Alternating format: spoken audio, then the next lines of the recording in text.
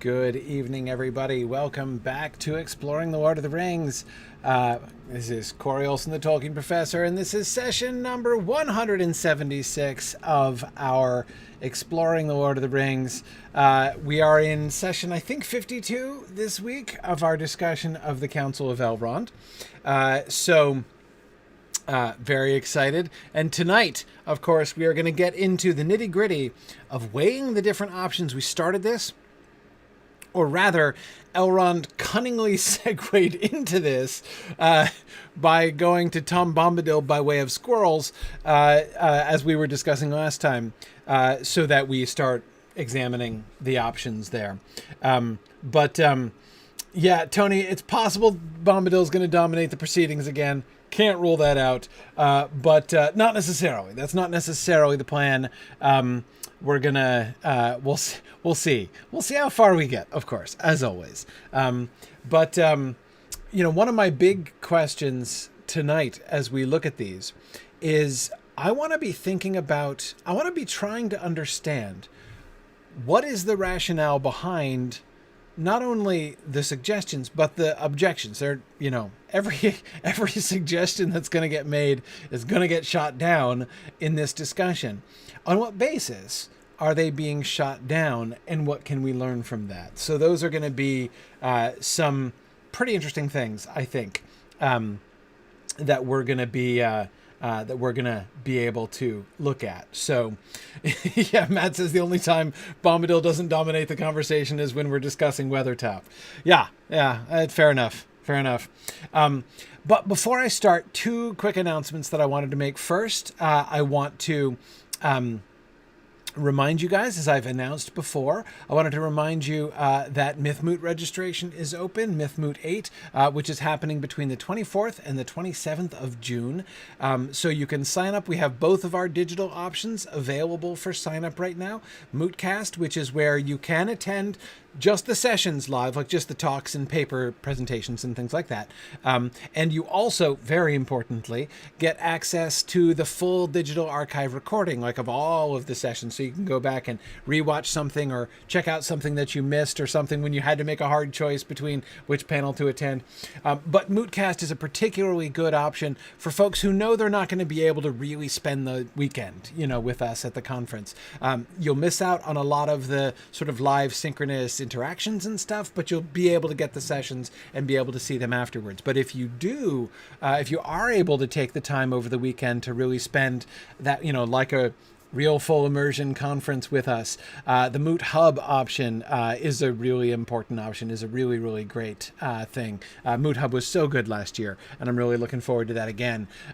So Mootcast for the largely asynchronous option, and Moot Hub for the more synchronous, more highly interactive option. Those are the two options that we have now. As I have said before, we are weighing the possibility of doing a hybrid Moot this year.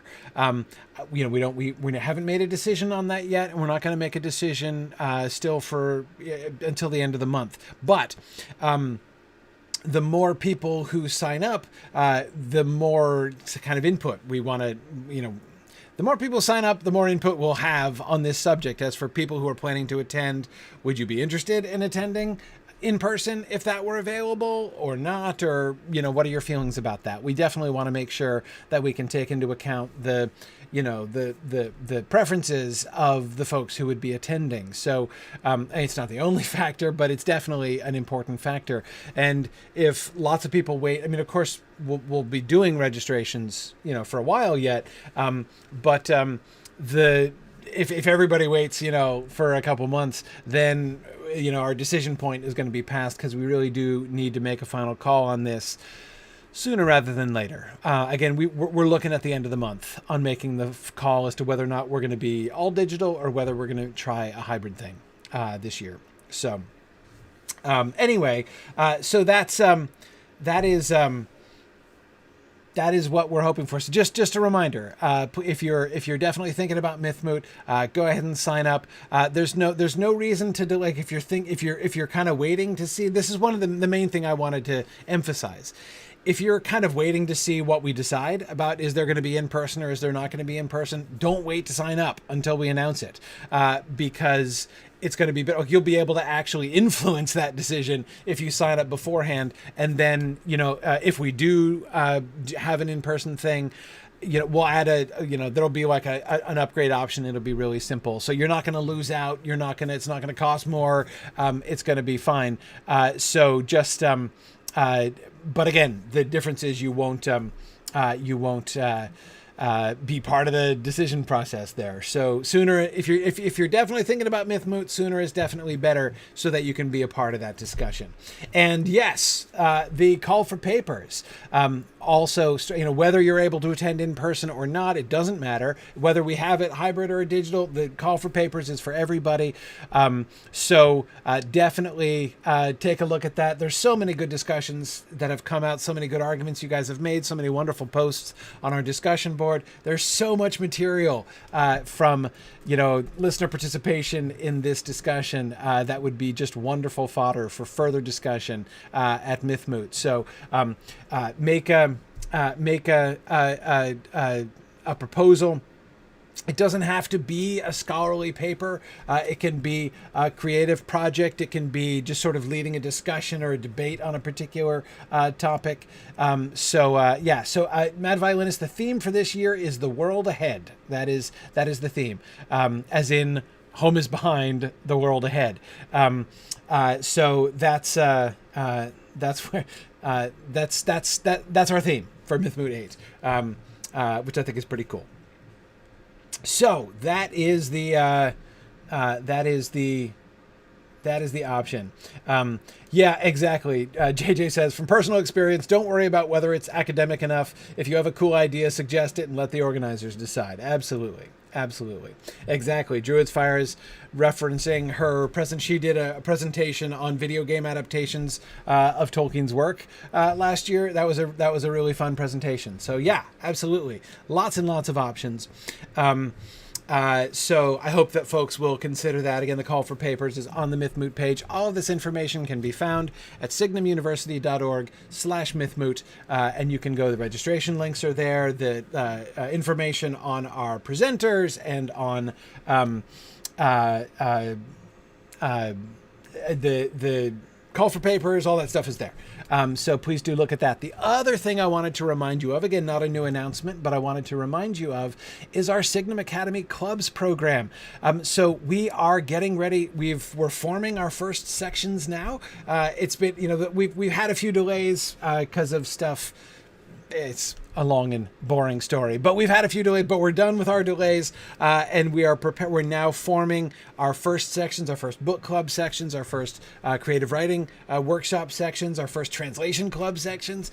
It's going to be awesome.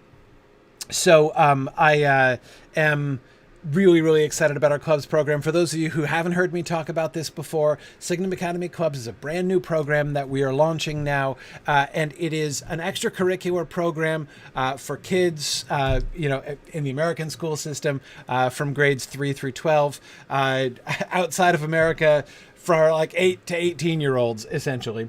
So yeah, that is.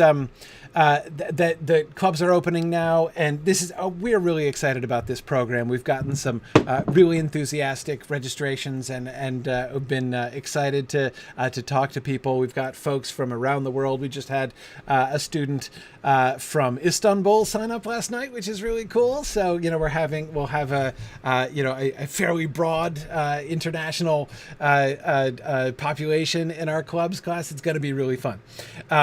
So anyway, I just wanted to make sure that folks were aware of that. This is a really, really great option for homeschoolers especially, but it's also something that would be, we're getting towards the time when, thinking about summer projects and summer camps and things like that. And certainly being able to be involved in a really great book club discussion or a creative writing workshop, or learning some languages in a really fun environment, either conversational languages or historical languages in translation. That would be, a really, really cool summer project. So anyway, that is that is the other thing I definitely wanted to remind folks of. So thanks for that. And hey, fun to see some folks on the YouTube channel who have just caught up. Carolus Rex has been listening since January and just caught up with us live. That's pretty good time, Carolus. I mean, I gotta say, if you caught up on the previous 175 episodes in only 2 months, that's hardcore right there. That is that is pretty serious business right there. So congratulations on your efforts there. Yeah, Sarah Detweiler says it was a year of listening until she caught up. Absolutely. Anyhow, that's good stuff. So yeah, and I know, Ray, I know it's very it often happens that, you know, people get caught up and fall behind again and catch up again. That's the way life is. So I always appreciate when folks can attend live. Obviously, you know, I understand our asynchronous listeners, and I'm really glad for folks, you know, who get the chance to watch it asynchronously or listen asynchronously. But of course, it's always fun to interact with folks live. So I always enjoy seeing people. I totally understand. See, it's hard because on the one hand, I want to say, like, you don't have to listen to the whole thing. Just jump in where we are and you know, you've read the book before. So, like, just jump in and talk about the Council of Elrond with us, even though you haven't. But, like, I mean, many of you know me. I'm a, like, dedicated, almost obsessive completionist. So, would I do that? You know, would I jump ahead to episode 176 in a podcast I just started listening to? That would be unlikely. So I get it. I totally understand. But anyway, I'm really glad that you guys are listening. And for those of you who don't know, I'm restreaming this on a bunch of different places at once. Many of you are watching it on YouTube. Many of you are watching this on Twitch. Some of you are watching this on Facebook or on Twitter. And I just wanted to you'll hear me interacting with a lot of people that you don't see comments for there. That's because we have a Discord channel where folks come in, and that's the sort of the primary place where the majority of the live audience and the questions and the discussion are happening. I have another window up to monitor YouTube chat and Twitch chat and stuff, and so I see that there often, but the majority of the time you'll hear me interacting with the folks on Discord. And if you go to mythgard.org to the Exploring the Lord of the Rings page, you can get information on our Discord channel there. So you're welcome to join us there for the class discussion there. Belungsmon says it's where the cool kids are. Well, kinda. But anyway, okay. So let us get back into the text then. Tom Bombadil. We've just been talking about Tom Bombadil, and Glorfindel has some things to say. This is, these next few slides are basically the majority of the lines that Glorfindel has in the entire book, which is fun. Okay. But in any case, said Glorfindel, remember what he is immediately responding to is Gandalf saying Tom Bombadil would be a most unsafe guardian, and that is answer enough, basically. And Glorfindel adds, but in any case, said Glorfindel, to send the ring to him would only postpone the day of evil. He is far away. We could not now take it back to him, unguessed, unmarked by any spy. And even if we could, soon or late the Lord of the Rings would learn of its hiding place and would bend all his power towards it. Could that power be defied by Bombadil alone? I think not. I think that in the end, if all else is conquered, Bombadil will fall, last as he was first, and then night will come. I know little of the Arwain save the name, said Galdor. But Glorfindel, I think, is right. Power to defy our enemy is not in him, unless such power is in the earth itself. And yet we see that Sauron can torture and destroy the very hills. What power still remains lies with us, here in Imladris, or with Círdan at the Havens, or in Lorien. But have they the strength? Have we here the strength to withstand the enemy, the coming of Sauron at the last, when all else is overthrown? I have not the strength, said Elrond. Neither have they. Okay, Yeah, yeah. And sorry, yeah, my slide title here is Resistance is Useless. No, I wasn't quoting Star Trek. I was quoting Hitchhiker's Guide, actually. So it's not... yeah. Anyway, I was quoting the Vogons, not the Borg.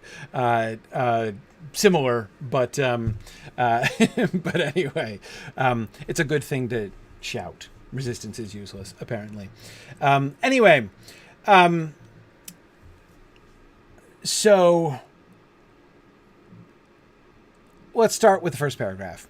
I don't want to go backwards up the slide today. I want to go down the slide.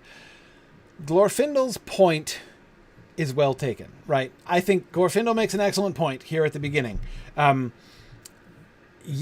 on the one hand, the first question was, which was a very sensible question, right, was, hey, if Tom Bombadil is not controlled by the ring, right? If the ring does, in fact, have no power over him, or if he has a power over the ring, before Gandalf's clarification, isn't he the ideal person to give it to? And I was talking last week about how I think that one of the primary first issues there is less, what should the ultimate fate of the ring be? And more, whom can we trust to give this thing to? I mean, like, what are the options here, right? And that seems to be the context in which Aristor, it was Aristor, wasn't it? Was bringing up Tom Bombadil. Not like...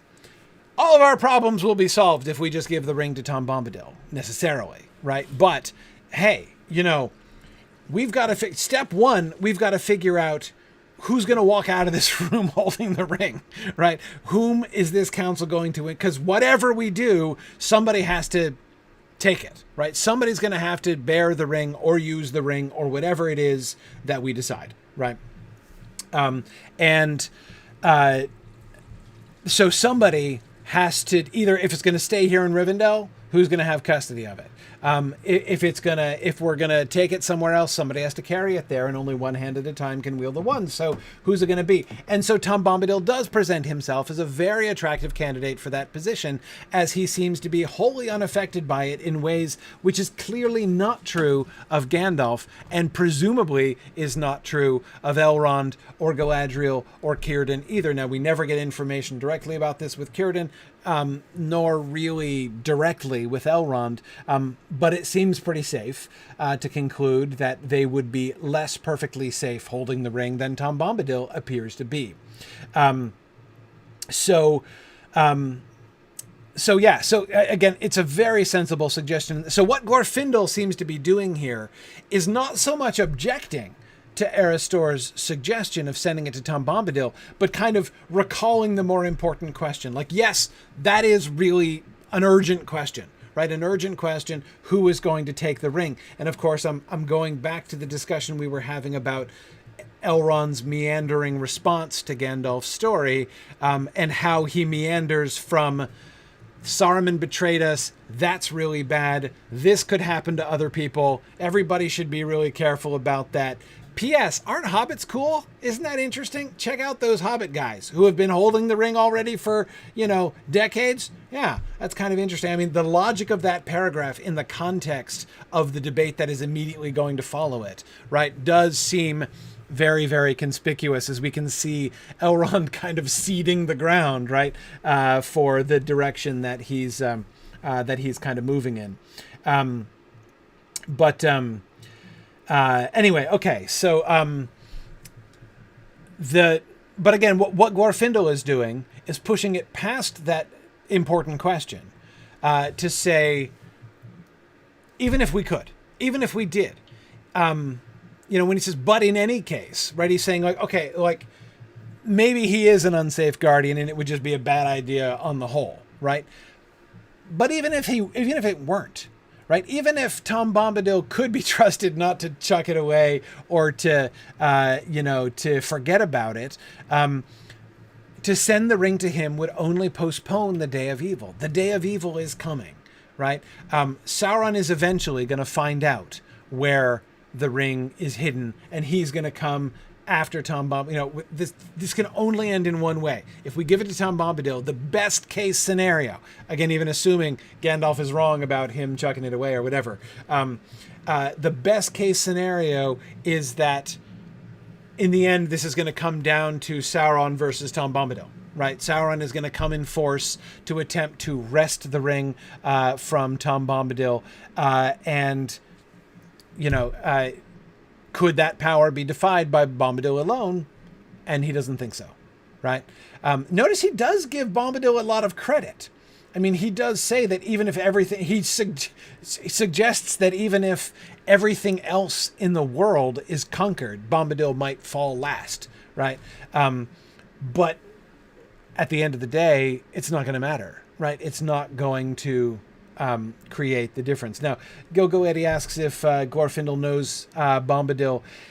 He doesn't say explicitly. Galdor is going to say, I know little of Earwine save the name, but I know it should be Earwine. I'm sorry. That's another one of those I've been mispronouncing it since a child thing. And I don't say it often enough to have corrected myself over the years, so I still slip on that one. Anyway, so Glorfindel does not give any such qualifier, right, when he says his thing. So presumably he does know Bombadil better than Galdor, which would be no surprise, as he lives closer to him than Galdor does. And presumably travels about a bit more than Galdor from the Havens. That's just a guess, but if Galdor is,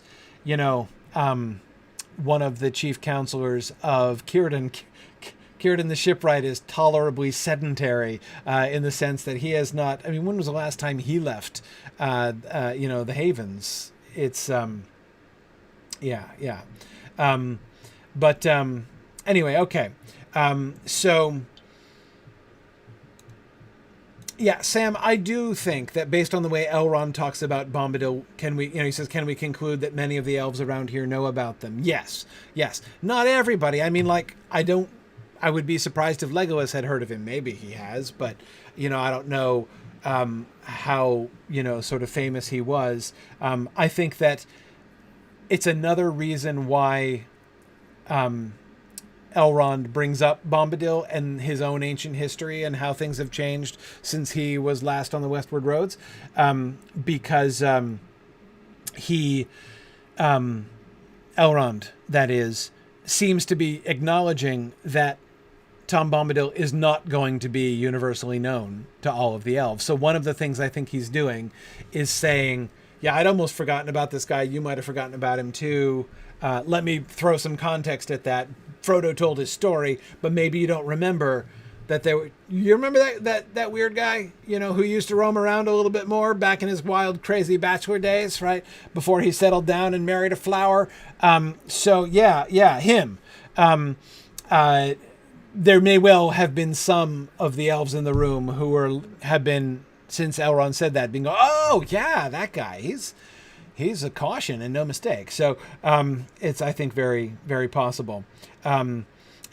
Timothy, I agree. There's a kind of irony, right? That Bombadil, who is always the first to get cut from adaptations, gets so much consideration here, right? Yeah, there is an irony there, right? It's totally extraneous to anyone adapting it for totally understandable reasons, especially in Jackson's case when you're trying to compress to a feature film.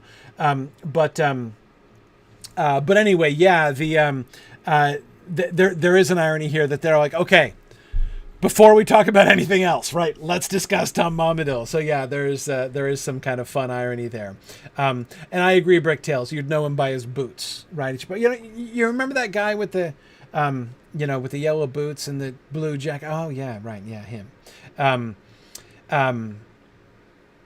Okay. Right. Now, Fourth Dauntless says, if Sauron got the ring after conquering literally the entire world, maybe it wouldn't matter that much. Denethor makes a similar, though much more Baroque point. Yes. Now, I would say that one of the factors that is interestingly, it is interesting to me that it is not emerging here, is this is going to be more explicit by the Return of the King, right? There are basically three states where, with as far as Sauron and the Ring are concerned, right? There are three possible states that the situation could persist in. Either A, Sauron recovers the ring. B, the ring is destroyed, is completely removed from the picture and cut off from Sauron. So let's just make it more general that way. The ring is completely removed and cut off from Sauron. Or 3, the ring is withheld from Sauron, but still in play, still operative, right? And it's pretty clear, by the time we get to the Return of the King, it's pretty clear that 2 out of those 3 scenarios are going to end in disaster. Sauron doesn't even have to get the ring back in order to win the War of the Ring. Should the ring just remain hidden, Sauron's winning this war. Gandalf is going to be pretty clear about that by the time we get to the debate of the captains after the Pelennor Field, for instance, right? So there's even if all 3 of those states were equally likely, which is certainly not true, there's, at least a 2 out of 3 chance, right, that Sauron is winning this battle, only if it gets removed completely out of play, thus permanently weakening Sauron. That takes him out of play, right? So you've got the one in which Sauron definitely loses and the other 2 in which he wins. Obviously, scenario A is the nightmare scenario, right? He gets the ring back. But even just withholding the ring from him. So this is bringing me back, Fourth Dauntless, to the point that you were making about Sauron getting the ring after conquering the entire world, right? That even holding out against him, holding the ring and trying to prevent him getting it back, is ultimately not going to be a doable situation. Now, I think that seems to be less clear here. That seems to be less obvious to everybody involved in the council. Now, of course, this can be historically explained by saying Tolkien hadn't worked that out yet. But I think it's also perfectly well explained within what we know at this point, just by saying they haven't seen this yet. They don't know the full extent of things yet. They don't know the full extent of Sauron's power. They don't know where he's situated. They're going to be time. What we're getting to in that second paragraph, what Galdor is going to say, it's not going to work, right? Both of them are saying Tom Bombadil does not have the strength to defy him. The only possibility, the only possible shot of being able to go toe-to-toe with Sauron, ringless Sauron, in State 3, and beating him, keeping him off, is in, Lorien or Imladris or the Grey Havens. And Elrond shoots that down right away. Nope, wouldn't work. We couldn't do it. So even here we can see that even without the ring, they can't win. He doesn't think that they can win if Sauron himself comes after them.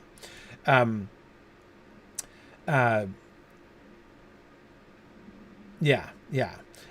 Good. Flamifer, you were just asking about this, quoting Gandalf back from The Shadows of the Past when he says to Frodo, the enemy still lacks one thing to give him strength and knowledge to beat down all resistance, break the last defenses, and cover all the lands in a second darkness. He lacks the one ring, which does imply he's still defeatable so long as we can just keep it out of his hands. Right? We just play keep away for long enough, then we can win, right? I think there are 2 answers to that question, Flamifer. First of all, why do I think Elrond is more pessimistic than Gandalf? Because he's one of the principles in question. Gandalf there might be perhaps making a faith statement about the odds of the White Council or of Imladris or the Havens or Lorien, right, in this fight. He's not doing that assessment from inside, right? Elrond is. And Elrond is saying, yeah, no. Elrond has met Sauron. Right? I mean, he's like, I met Sauron. I have fought with Sauron. I can't. No. Can I take him on single-handedly? If he were to come here in person and try to break into Imladris, could I keep him out indefinitely? No, I couldn't do that. Elrond knows. Gandalf is talking about other people, right? So That's one thing. Gandalf just has less information than Elrond does, because his information is not firsthand in that way. The second thing that I would say about that is that we have to remember the situation is more dynamic than we sometimes give it credit for. And that in several ways. Their knowledge and information is more dynamic. Gandalf himself has learned some new information since he made that statement to Frodo. He has seen... Remember, he didn't know that Saruman had betrayed them yet. He thought that they had one more very powerful ally than they in fact did have, right? And he also had not encountered the Witch King and the other riders, the other Nazgul out in the field recently yet. Because remember that both the Nazgul and Sauron himself are also themselves dynamic. They are changing over time, right? Their power is increasing. And, Gandalf hasn't encountered Sauron, indirectly since he, performed a home invasion back at Dol Guldur, right? Sauron has advanced, as it's called, since then. There has been a change to Sauron's situation, and we don't know the full extent of that change. And I think that there's additional data that Gandalf has gotten since then. So Flammifer, would even Gandalf say precisely the same thing now that he said to Frodo? I don't know that he would. I also have to say that it's also possible, Flammifer, that statement when he said that to Frodo was rhetorical as well. That I'm not saying he's lying to Frodo, but could there be some degree of like a rhetorical exaggeration? What he's emphasizing is the worst case scenario, right? Is that the ring has to be kept from Sauron. This is what Frodo needs to know.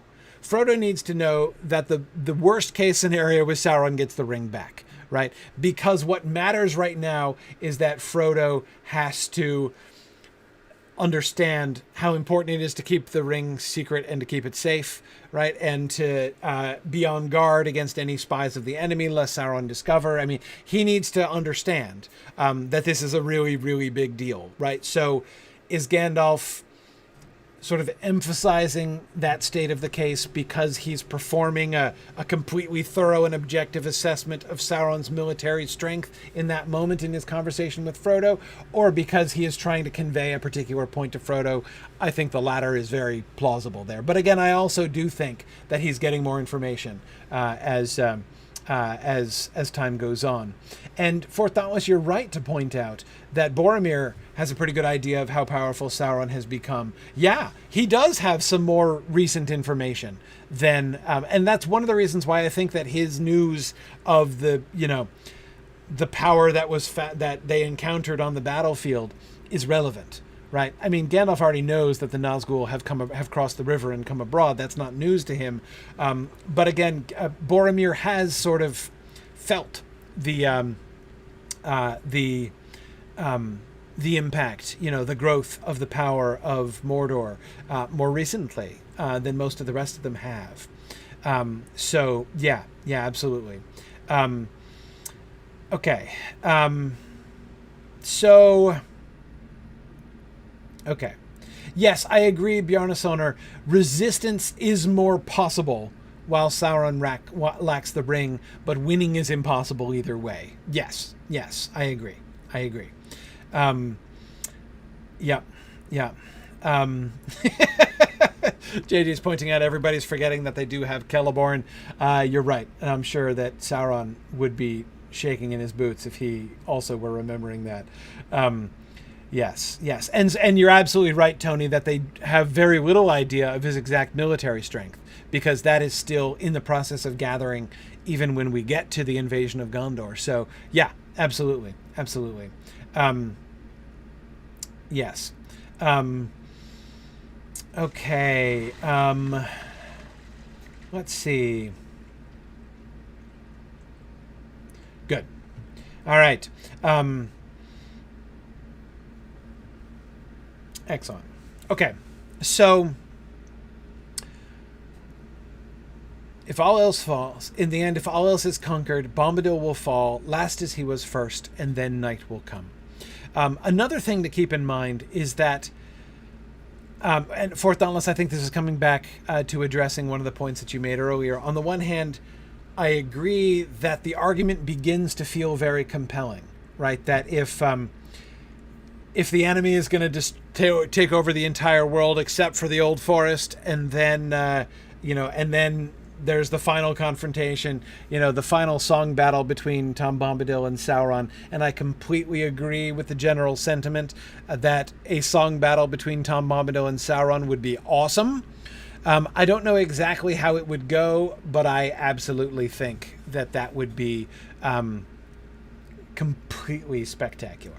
But anyhow, I think it'd be even much more competitive than the song battle between Finrod and Sauron. But the counter argument, of course, Fourth Dauntless, to the argument that says, look, what's the point of this resistance if the whole rest of the world has already been destroyed? The elves have been there before, right? I mean, Sauron has conquered all of the rest of Middle-earth, and only the Old Forest is an island remaining in the dominions of Sauron. Kind of sounds like Beleriand and the Isle of Valar, doesn't it? I mean, like, they've been there before, right? They've been there before, and holding out is still definitely a viable option there. Because you never know what's going to happen, right? You never know what's going to happen. Not only do you never know when the eucatastrophe might come, but you also never know what's going to happen afterwards, right? Even if they all die and perish, well, night still has not necessarily come. Or covering the world with a second darkness, as Gandalf was saying. Sauron still can't do that. He could conquer the world militarily, right?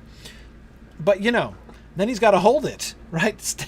Stuff can still happen, right? Who knows? But if he can cover the world with a second darkness, if night, capital N, comes, and several of you are emphasizing the capital letter, and I absolutely agree that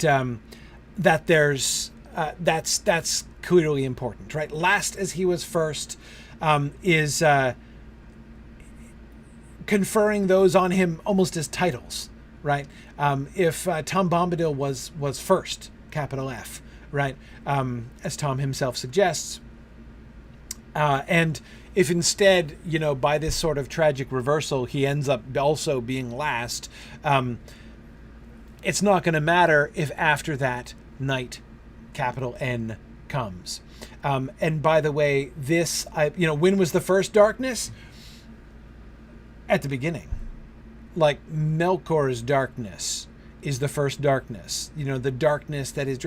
We're talking about the night, capital N. We're talking about the permanent rule of darkness and evil in Middle-earth, which, from which no dawn can come. We're talking about, the ending of the Arda experiment, basically. Exactly. The end without hope. Ultimately, and Tolkien was very firm about this, the actual word that Tolkien used repeatedly to talk about this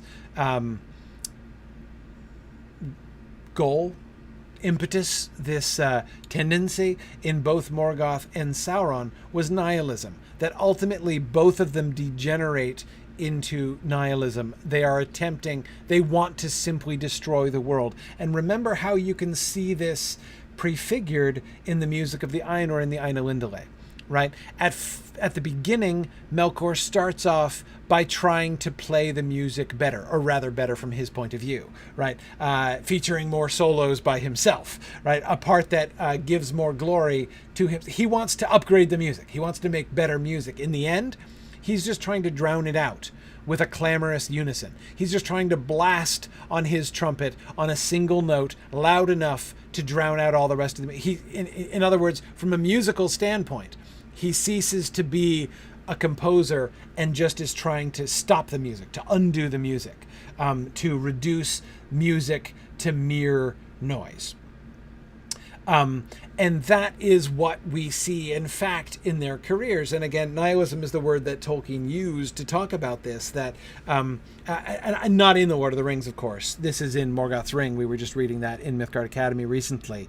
That as they kind of degenerate into ultimately self-destructive, the sort of the final self-destructive road down which both of them travel, where that road leads is merely to nihilism, just like resenting and hating everything so much that you would rather destroy it all if you can't control it. If you can't have, universal and uncontested sway, you would rather see everything simply destroyed. And in the end, all of their power, all of their energy is focused not towards building an alternative reality, not towards building a better future, better from their point of view, right?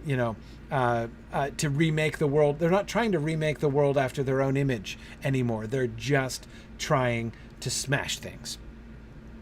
And ultimately, that's what this night, that's what the second darkness is. That's what the night is. The first darkness is the void, I think. It's nothing. It's the nothingness within which, or the nothingness into which Iluvatar spoke the word Ea, the void into which he spoke the word Ea and sent the imperishable flame in order to create Arda.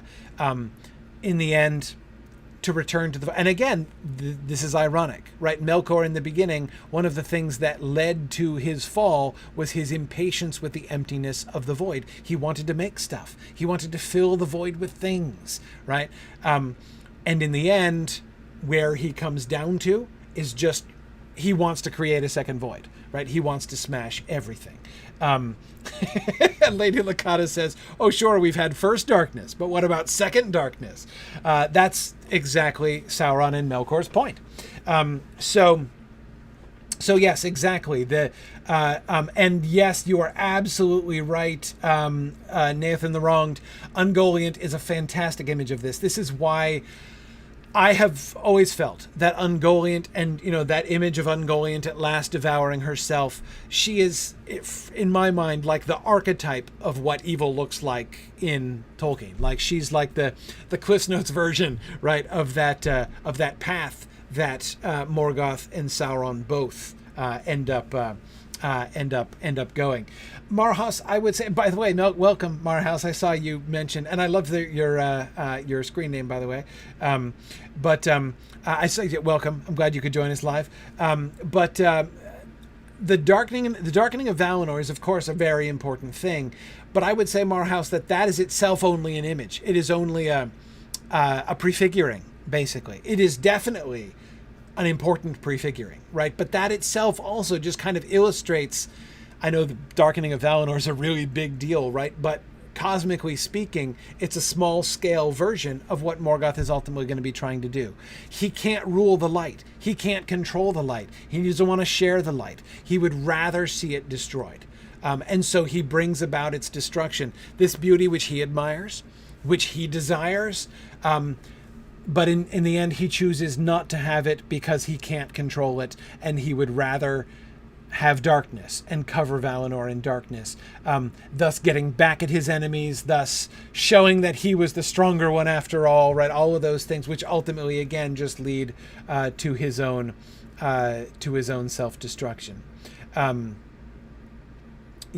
Yeah, and we get it also with the casting down of the lamps. Again, but again, I think that those things, the darkness that comes after the lamps are thrown down, the darkening of Valinor, all of those things are only a kind of foretaste, right, of what it would look like for night, capital N, to come.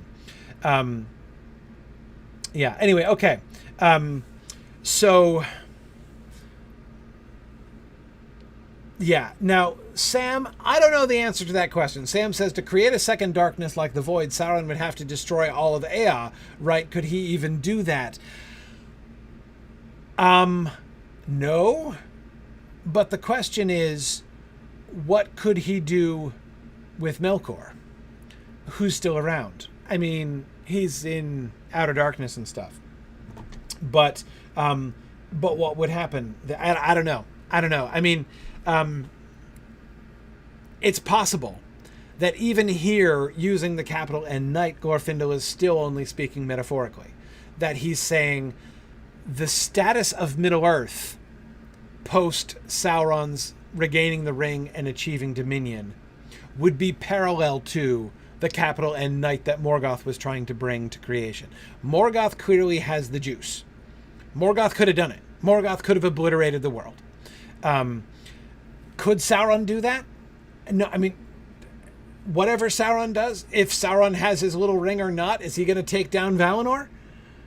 No. I'm going with no on that question, right? I don't think he can overpower all of the Valar with his ring or without his little ring, right?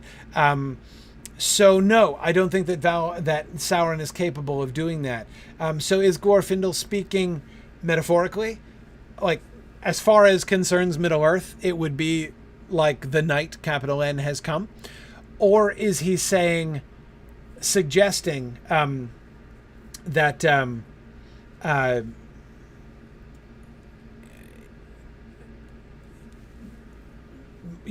this could lead to a resurgence of Melkor in some sense?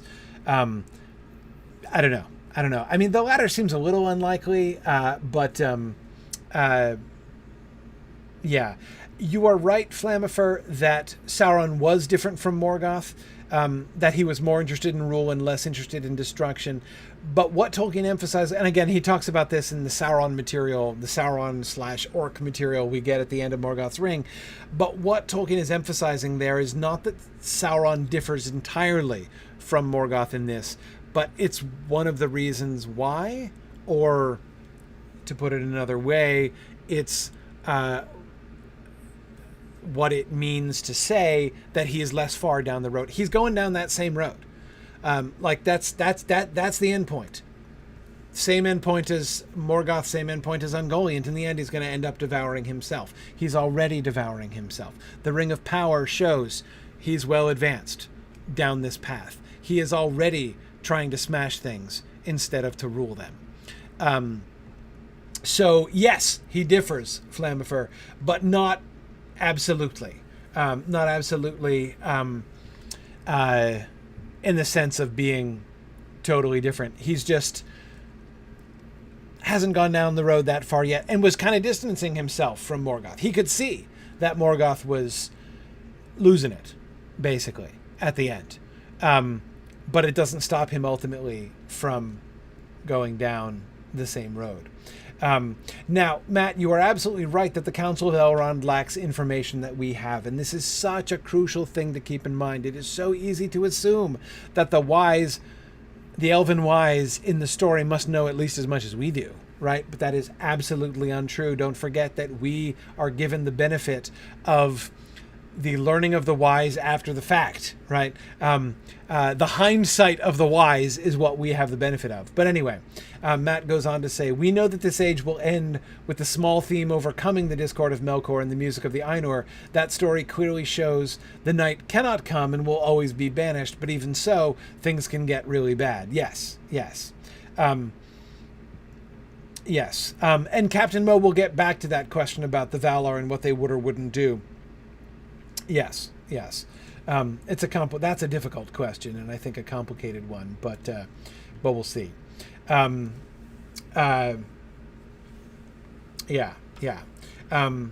Nathan, I agree with you. Morgoth, Feanor, Ungoliant, Sauron, Saruman, Denethor all have quite similar paths towards self-destruction. You could add, yes, Gollum. You could add Wormtongue. I mean, it's yes, definitely. Ray is thinking about the ring as Ouroboros, which is interesting in two ways, right? The whole image of the snake eating its own tail. Yes, that is sort of like. There's something similar to, Ungoliant devouring herself. But of course, remember, that's what's on Aragorn's ring. There is a snake eating its own tail. That was the symbol of the House of Felagund, who gave to Barahir the ring that Aragorn is still wearing around. Interesting side note there. But Ted Sandyman, yes, Mike, absolutely. Ted Sandyman, you see, I mean, that's the thing. You see it played out in small, just like you see it. I mean, it does seem a little bit funny to compare Morgoth and Ted Sandyman, but absolutely. Same pattern, very different scale, same pattern. Absolutely the same pattern. Yes. Anyhow, okay. So, all right. On to Galdor's thing. Okay. He thinks that Glorfindel is right, even though he lacks information. I know little of Eowyn, save the name. Power to defy our enemy is not in him unless such power is in the earth itself. By the way, this is one of the... If you want some data about Tom Bombadil's true nature, Galdor gives us a theory here which gives us more information than we get almost anywhere else.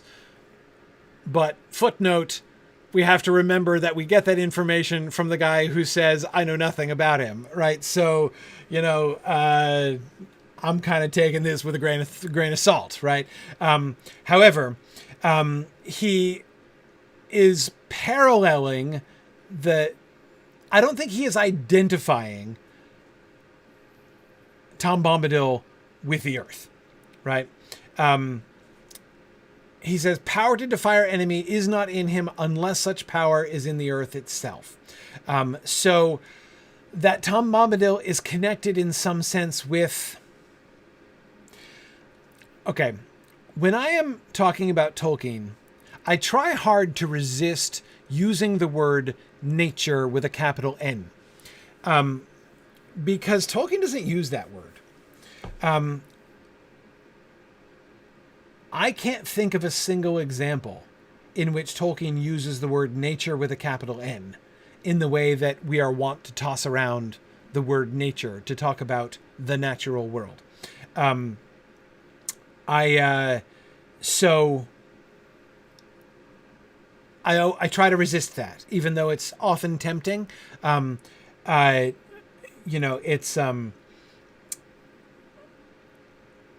try to stick within the vocabulary of the text, and that is not part of the vocabulary of the text. Anyway, so Gilgalady, yeah, is he saying that Tom can channel the Earth's power? No, he's...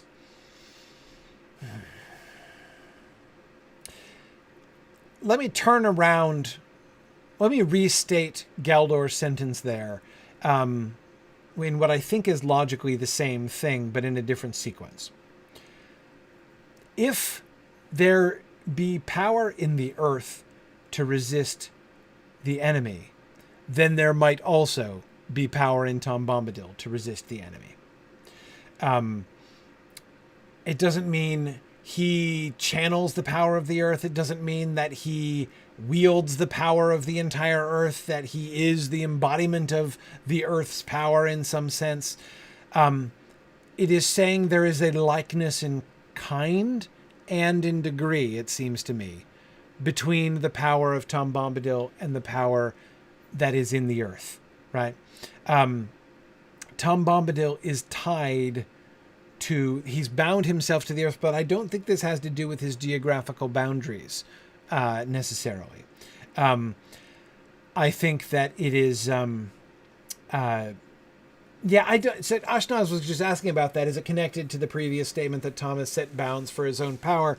I don't think so. I don't think so. I think, remember the contrast. The most important thing, if we are to understand what he even means when he says such power is in the earth itself, we have to understand the contrast ultimately that he's making. On the one hand, we have Tom Bombadil's kind of power, right? And then we have the kind of power that Elrond, Círdan, and Galadriel have. And yeah, I saw it. So, some of you were talking about, like, has Galdor kind of outed the 3 elvish rings of power here? Kinda, yeah. But again, as I've said many times before, this super secret location of who has the elvish rings of power in 2 out of the 3 cases has got to be the worst kept secret in the history of Middle Earth, right? I mean, if you're operating in the late Third Age in Middle Earth and you're trying to guess where 2 of the 3 elvish rings are, and Rivendell and Lothlorien are not your top 2 candidates, I have no idea what you're paying attention to, right? I mean, like, seriously. I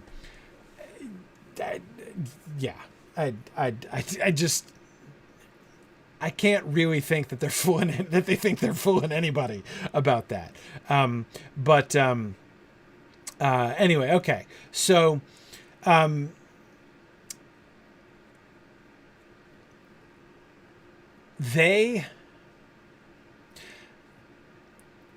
what power still remains lies with us, here in Imladris, or with Círdan at the Havens, or in Lorien. What power is that? What is the power that lies with us? It's insufficient to say he's referring to the elvish rings of power. The elvish rings of power, at the very best, the most that the elvish rings of power do is serve as amplifiers. They don't bestow a power that didn't exist. There's like some kind of law of conservation of energy at play here, right? Celebrimbor is not capable of creating an artifact that, like, makes him a god, right? That grants him power that was utterly alien to him before, right? If he was this strong before with the ring, now he's 10 times as strong as he used to be. Now he can challenge the god. No way. Like, it's just not how it works. He is putting his own power into the rings, right? He is investing it with their own power. Now, can he use it to amplify it in certain ways and maybe apply it in certain different ways and therefore, create different effects than could be created without the rings and stuff? Yeah, sure. Quite possibly. Right. But again, he's not, for him to create a ring that makes him, unstoppable would be like him trying to pull himself up by his own bootstraps. Like, he cannot lift himself up off the ground by main strength, right? And that's kind of what that would be like, right? The reason that Sauron with the ring is going to be unstoppable is because he is weaker without it, right? So they're fighting Sauron. Sauron is fighting them with one hand behind his back, right? They are fighting the minor league version of Sauron right now. So he would just be way, way stronger than he is now on the one hand. But on the other hand, the particular amplifier, right, the direction in which he has channeled his energy through the ring is in order to enable him to more effectively dominate the wills of others. In other words, to beat down any resistance against him. So yes, it's going to be easier for him to overcome resistance. That's the whole play that he made in making the rings of power, right? But again, does it make Sauron 10 times more powerful than before he made the ring? No. Where's he going to get that power? It's got to come from somewhere. So anyway, that is, I think, relatively. So again, is he indirectly alluding to the 3 elvish rings when he refers to Imladris, the Havens, and Lorien? Absolutely. I have no doubt that he is making a veiled reference to that not very well kept secret. But that's not the point. the point is not that like the elvish rings of power are these massive and unstoppable weapons. It's the wielders, as one of you said just a minute ago. It's the wielders that matter, not the rings. And where does their power come from, right? And for Dauntless, I agree with you. I also wonder if this is why Eregion fell. Celebrimbor and the other smiths had to expend so much strength forging the rings that they couldn't resist when Sauron came for them. I think it may well have weakened them in that way. I think that's very plausible. So exactly, rings don't kill people, people kill people. Nathan, that's exactly it. Rings don't resist Sauron, elves resist Sauron. And where does the power of the elves come from? Answer, not Arda. Not Arda. They do not fight with the power that is in the earth itself. They have their own power. They have their own strength of their own wills, right? Their own Fear, to use the Elvish word that Tolkien invents later on after he wrote The Lord of the Rings. And that comes exactly. Tralalalali is where the power comes from, Aranos. You are utterly correct about that. It comes from them, their wills, their songs, their making, their power, the powers of their spirits and bodies, right? Primarily spirits, but also bodies. That's the power that he's referring to. And that power does not come from the earth itself. It comes from Iluvatar, direct from Iluvatar. Because Iluvatar, that's why they're called the children of Iluvatar, the elves and the men, right? When a new baby elf when a mommy and daddy elf love each other very much and have a baby elf, right? The baby elf is gifted a Fea, a soul, by Iluvatar. It comes from outside Arda. Right? It is an alien power in that sense, right? And so what I think Galdor is saying here is there is a certain power, there's a certain potential within Arda, right? Kind of coded into Arda as in its creation, right? Through the music and everything else. Tom Bombadil is part of that system. He is part of that system. He is operating within that system. The elves come from outside. They are real, and Galdor is saying it is from if we don't resist Sauron, the earth itself can't do it. The power that is in Arda can be dominated by Sauron as it was dominated by Melkor. Tom Bombadil is bounded by Arda. Is restricted to within Arda. He is a subset of the Arda system. The elves are added to that system from outside it. So anyway, does that make sense? Does the power in the is the power in the earth similar to the spirit of Karathras? Tony asks. Absolutely. Karathras is part of that system too. Definitely. And yes, I agree, Fourth Dauntless, that the subcreative power of the elves is what let them make the great rings, but even that isn't enough. Yes, exactly.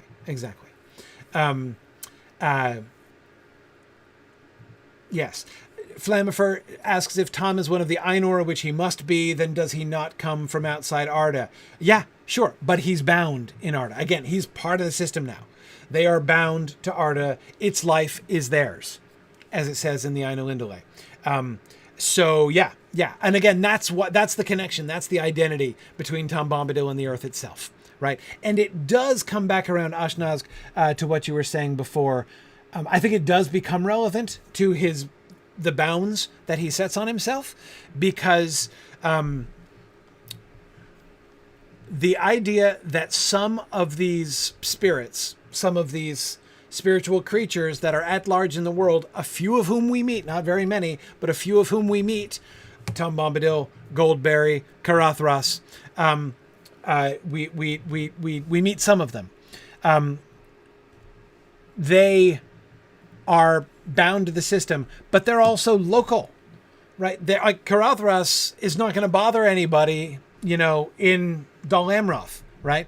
Like, he's bound to that place. And so his power is, there isn't the power, not that he necessarily wants to, but there's no power in Carothros to resist Sauron unless the power is in the earth itself as well, right? He is part of a system, but he is kind of identifying himself with that particular part of the system. So in that way, I do think, Ashnaz, that it does relate to his... I don't think that Galdor is referring merely to the boundary lines, but in that sense, I think it does. Tom Bombadil has at the very least restricted himself to being a genius loci, right? A spirit of a particular region tied to that particular region. He's part of the system. They're all part of the system. Manwë is part of the system.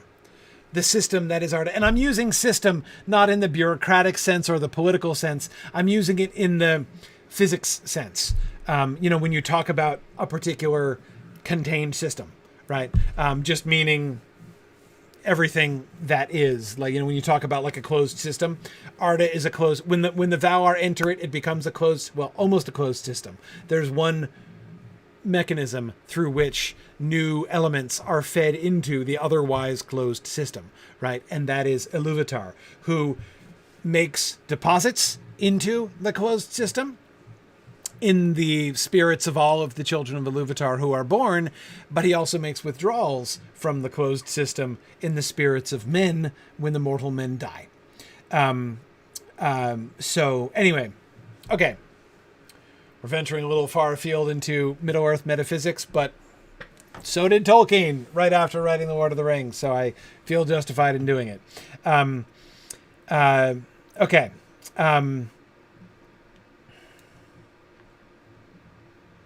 Yeah, Fort Thoughtless says, what does that say about Tulkas coming from outside to battle Morgoth? That his arrival was... that he was late, right? Yet another way in which I'm like, Tulkas and I have so much in common. Being late to things, loving violence, laughing a lot at inappropriate things, and being probably of no avail as a counselor. But anyway, so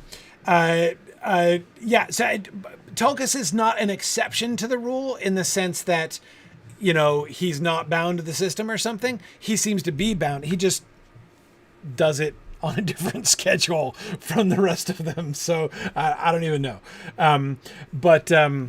Anyway, okay.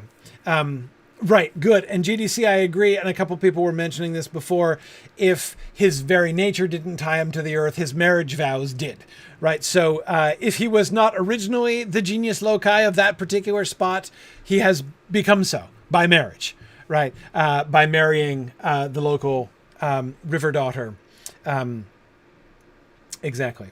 And yes, a lot of Ainur choose not to enter. Yeah. So again, like, by what special dispensation of Ilúvatar is Tulkas permitted to come in late?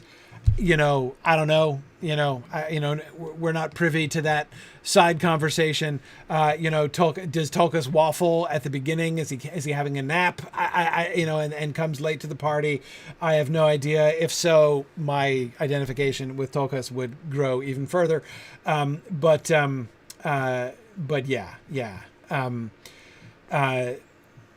So absolutely. Okay.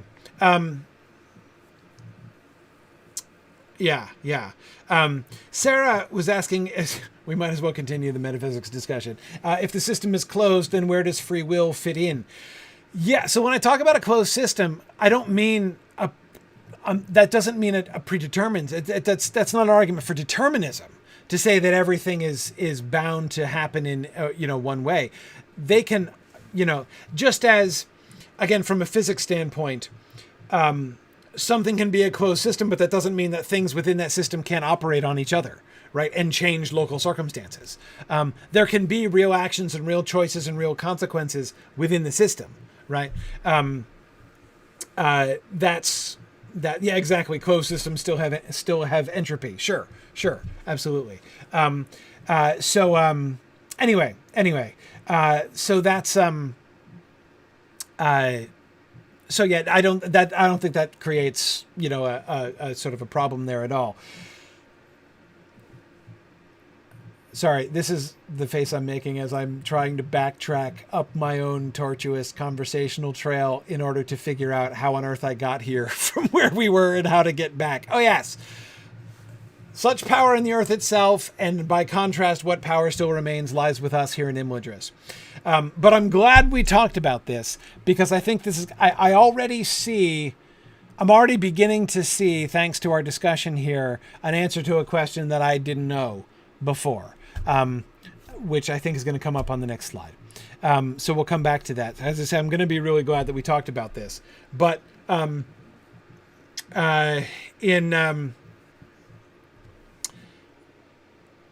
what power still remains lies with us. Galdor's insight here is that it is not the remit, ultimately, of Tom Bombadil to oppose Sauron. The earth itself, like, the system isn't going to just kick Sauron out, right? It's not just going to reject Sauron because of free will. Those within...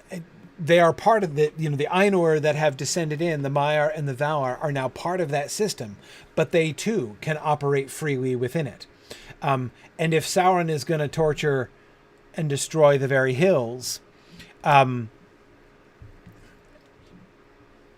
he's not going to be prevented doing that by the system itself, by the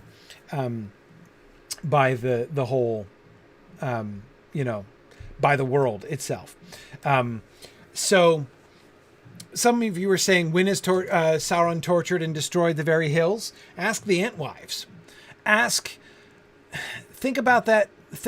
Remember ahead to Frodo and Sam before the Black Gate, after they get through the Black Marshes, when they think they've seen plenty of disgusting, right? And they think they're already sufficiently appalled. And then they get to the no man's land outside the Black Gate. And they see that is the description of the torture and destruction that Sauron has wrought upon the very hills there. So yeah, it's totally happened already.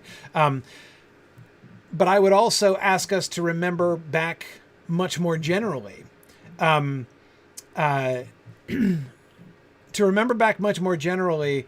about the kind of desolation that always happens when someone's going bad, right? The desolation of Smaug. The desolation which Saruman is already beginning to spread around Isengard, which might look purely utilitarian, but it isn't purely utilitarian. And it's one of the things I disliked this element. Well, I won't go so far as that. I didn't wholly and enthusiastically support the decision to emphasize in the films, to emphasize Saruman's purely pragmatic, like he cuts down all the trees just because he wants to feed the fires, right? It's like an ends and means question, right? That's definitely involved. I don't want to say that they're making that up and that that's wrong. It's not wrong. That's absolutely what Saruman himself probably says to himself, right? I'm not just creating, a hideous, disgusting, dead wilderness around myself. This is just, the power of industry has to move forward, folks, right? But exactly, Aranos, the wanton hewing, right? That is also characteristic of Saruman as well. It is part of what happens. Like you destroy, like life is destroyed around you, right? You get the Sauron, or like Smaug, sorry, when I'm thinking of the Desolation of the Dragon, Smaug didn't just set out to destroy the countryside all around for fun. It just happens, right? And it happens with Sauron too. So in fact, we see not only is it possible for Sauron to torture and destroy the very hills, it's almost inevitable that the hills are going to be tortured and destroyed by him. Yes, exactly, Roger. That sentence about the mountains vomiting the filth of their entrails upon the lands about. I've always loved that sentence. That's awesome. Yes, that is exactly the part I'm talking about. His torturing of the hills. Yes, and of course we see it in Mordor, right? And remember that Frodo's insight. When Sam sees Bag End and how horribly wrecked it is at the end, he says this is worse than Mordor, and Frodo says this is Mordor, right? Or one of its works. This is what happens. This is what it looks like. Yeah.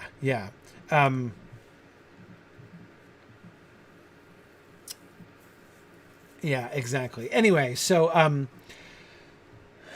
good. Good. Dragontarachne, I agree. There is a lot that Saruman does, even considering Dragontarachne exactly as you're saying about Saruman's decorative choices, right? That is to say, you can cut down trees for firewood without replacing them with iron poles connected by chains, right? Like, you don't have to do that, actually. Yeah, I agree. Okay, good. Exactly, Sam. At some point, Saruman definitely ordered some people to dig up beds of flowers for no reason. Yes, he absolutely did. Saruman totally stopped mowing around the flowers in his yard at that point. No question.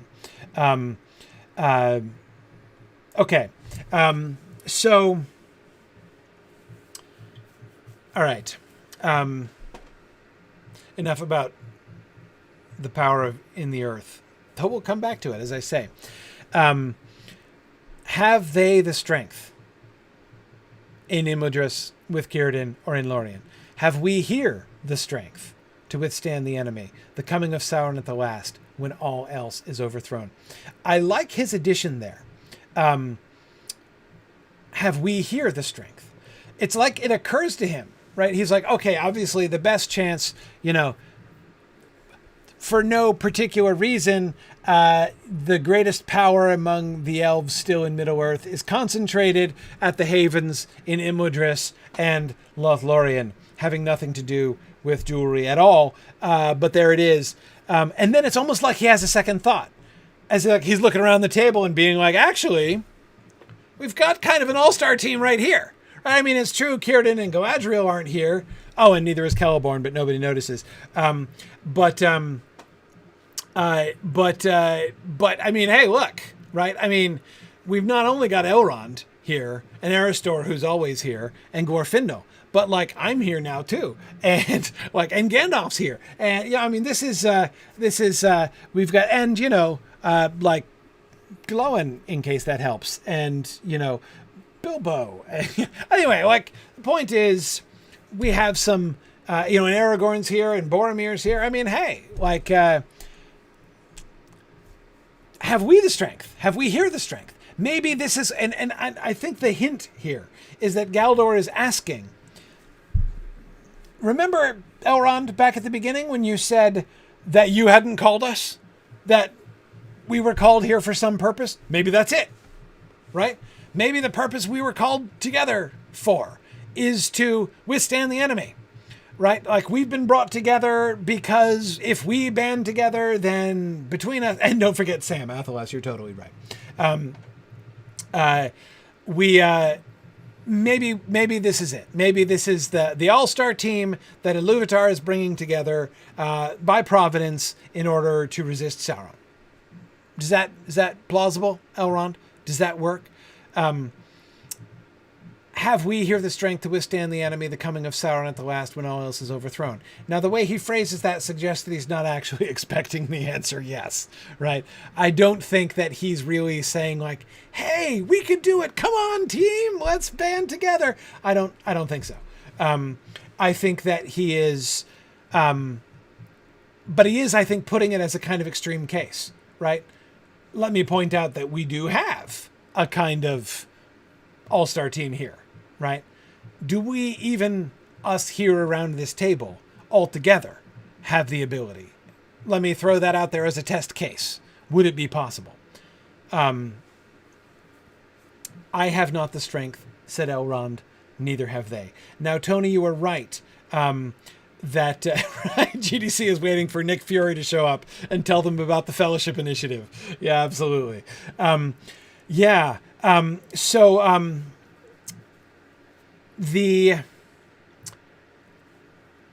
Elrond's response, and Tony, I've seen your point. I agree that it is interesting that Elrond's response is in the singular. I have not the strength. Neither have they. The first thing I take from that, Tony, is that Elrond is kind of skipping over the last point, right? Because he's kind of, Galdor, that is, has kind of made two different steps, right? The best chance we have is in Imladris, the Havens, or in Lorien. Or second step, maybe here. Maybe in this council, right? Elrond doesn't speak to the second one. He only speaks to the earlier one. What power still remains lies with us, here in Imladris, with Círdan, or in Lorien. And Elrond's like, yeah, no, I do not have the strength. And neither have they. One thing that I think is definitely happening here is I think that he is answering Galdor's unspoken question. The reason I think that Galdor is here quietly and indirectly outing the Rings of Power is that he's trying to ask the question without asking it, right? Part of the way that I would translate Galdor's question is, hey, Elrond, with the use of the Elvish Rings of Power, would you guys be able to do it? I mean, you've got your ring and Sauron doesn't have his, right? So if you keep the ring and you don't, you keep it away from Sauron, you've got your ring, he's got no ring. How does that measure up? That seems to be what Galdor wants to ask, but he doesn't want to say that explicitly, so he's indirect. Imladris, Havens, Lorien. And Elrond answers him equally indirectly, right? I have not the strength, neither have they. Forget about it, Galdor. The Elvish Rings of Power are not going to avail to resist Sauron. Neither with me, neither with them. Yeah.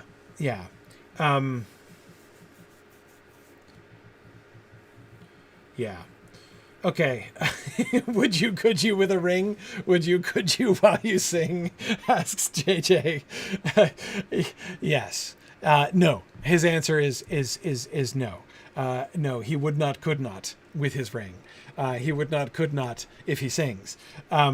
Exactly. Yes.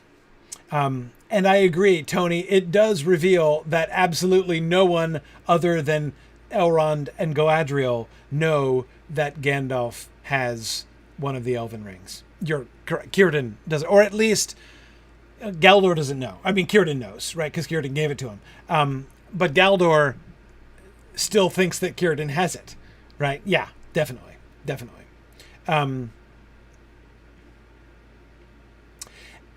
So yes, Sam, I do believe that, yes, Gandalf knows. You're, of course, correct about that. Is Elrond taking efforts to avoid talking about the Elven rings? Yeah, yes. I think yes, he is. Yeah. Okay. But anyway, that's a side note. And D-Schwab, I agree that strength seems to be the functional word here. He does not have the strength. He is going to say later on that the power of the rings, this is not what the rings were designed for, right? They're not about military strength. Yep. Right. Elrond subtly hinting that Galdor should drop the subject, or at least, again, he's addressing his unspoken question with an indirect answer, right? If you were clueless, I mean, like, say you're Gimli, for instance, I'd be willing to bet that exchange went over Gimli's head, right? Might have gone over Sam's head too, because Sam doesn't have so much information about this, right?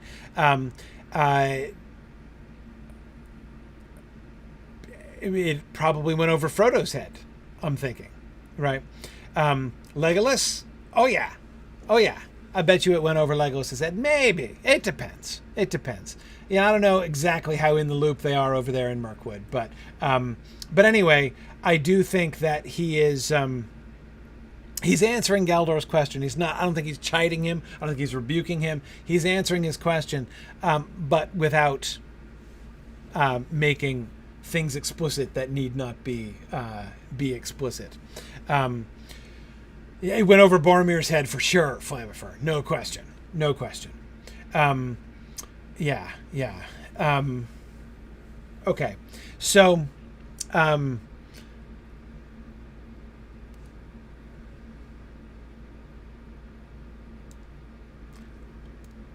let's just peek ahead at the beginning of the next slide.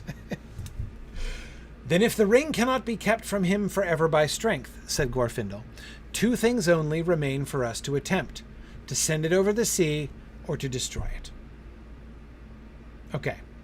All right.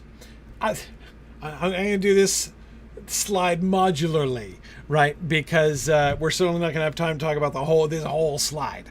Glorfindel is trying to keep things on task, right?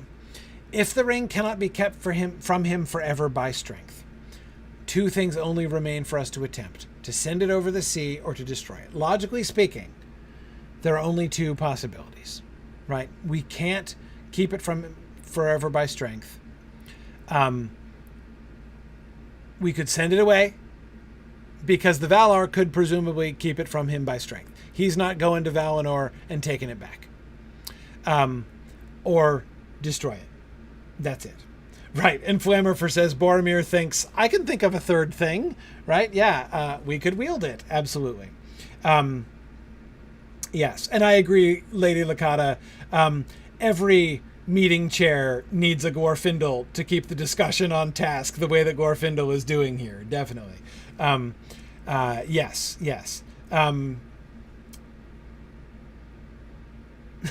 Right. Calthiel points out that we can tell it must have gone over Boromir's head because he didn't interrupt. Yeah, absolutely. Okay. Now, question number 1. I'm not sure Glorfindel's being quite fair about this. D. Schwab is saying, I see 4 options. Yes. There are other options. And indeed, one other option is about to be suggested, right? Glorfindel himself is about to suggest another. He's about to brainstorm a third option, right? Or maybe it's kind of a broadening of Category 1, right? If Category 1 is send it over the sea and the other one is to destroy it, basically this means there are 2 options. The option number 1 is keep it away from Sauron forever, broadly, right? Of which defy him by strength is a subset of that, right? So if we can hang on to it and he can't get it no matter what, then we've achieved option number 1. Alternatively, if we send it over the sea and he can't go over the sea to get it, we've also achieved option number 1, right? Or, of course, we hide it forever, right? So that he never finds it, and then we've also achieved. So again, we either keep it away from him forever, or we destroy it. Okay. So if we broaden it for him in that way, then it kind of works out. I think it's interesting that he leads with sending it over the sea, right? Now, of course, it's kind of interesting that Glorfindel is the only one present who has been over the sea and clearly remembers that. It is not clear to me the extent to which Gandalf retains his memories of his Valinorian days. That's not obvious to me. And Tolkien seems to have shifted around a bit when it comes to this. But, yeah. Nathan the Wrong says, give it to Earendel would be my vote. Sure. Yeah. Nail it to the mast of Vingalot. That seems like a solution. But Of course, you'd have to send it over the sea first in order to do that, but it certainly seems like a keep away option for sure. Yeah.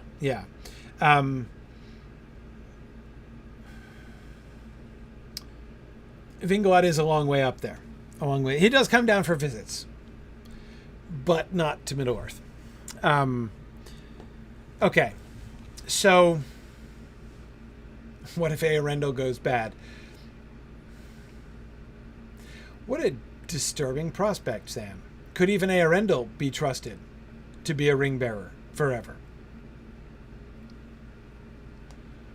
What a fascinating question that I've never asked myself in my entire born days. No, I don't think he could be trusted. What would he be tempted to do? Come back to Middle-earth, right? And laid on him undying doom, right? He wants to come home, and he's prevented by his undying doom. Yeah, he's got something he wants, and so therefore would be vulnerable to temptation by the ring, I would think. Yeah. Captain Mo suggests that you just ask Elrond about Eärendil and if he could keep it.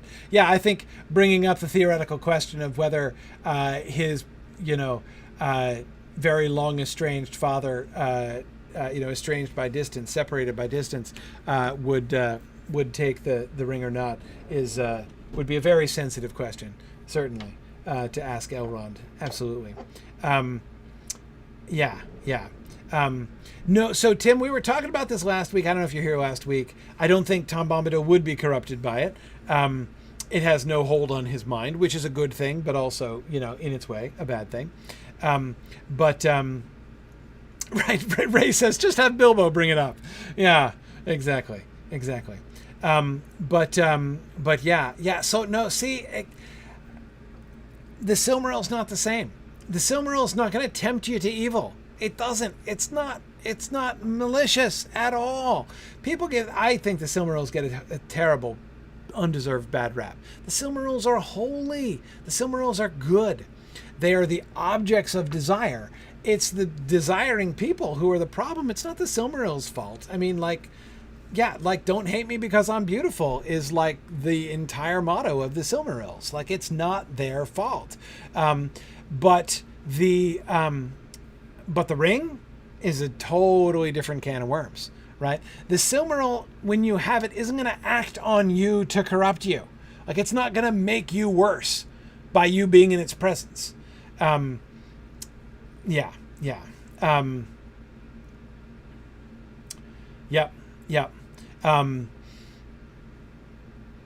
Exactly. They're just desirable. Yeah, they don't turn you. Yeah, they don't turn you into a thief. They don't corrupt you. Absolutely. Yes, the oath corrupts people, but not the Silmarils. Yeah, absolutely. So anyway, yeah. So Eärendil and Elwing, they're safe having it, right? Again, I'm not saying they might not have been tempted to, would they have, if somebody else took it from them, would they experience perhaps a temptation to go beat them up and take it back? Maybe they would, right? I don't know. That's the kind of temptation that does come in the way of people who deal with Silmarils. But it would not just corrode their spirits and tempt them to evil and destruction the way that the ring definitely would.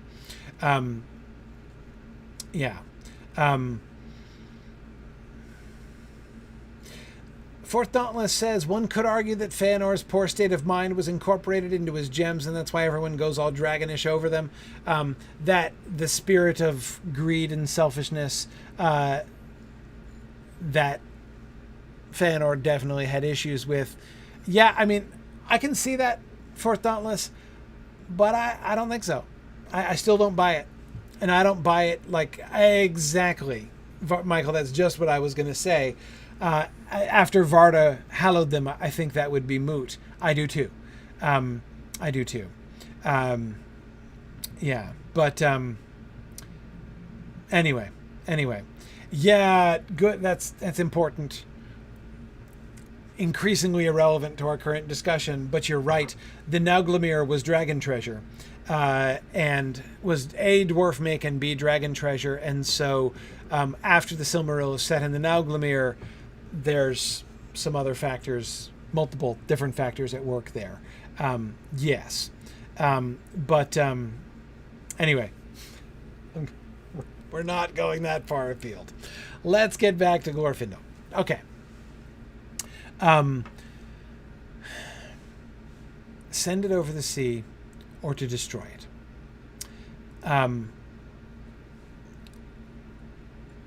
Okay. Let's stop there. It's getting late.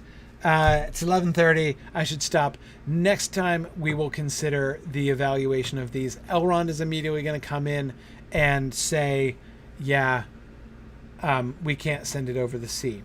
I want you guys to explain this to me next time. This is what I want an answer to. Because this is the question I don't know the answer to, Fourth Dauntless. I'll read it. Elrond says, "But Gandalf has revealed to us that we cannot destroy it by any craft that we here possess," said Elrond, "and they who dwell beyond the sea would not receive it. For good or ill, it belongs to Middle-earth. It is for us who still dwell here to deal with it." Why? Why wouldn't they who dwell beyond the sea receive it? Why does it belong to Middle-earth? And why is it for us who still dwell here to deal with it? Why should that be? Elrond just says, no, not an option. And everybody's like, okay, not an option. Nobody says, can we come back and revisit the whole Valinorian suggestion?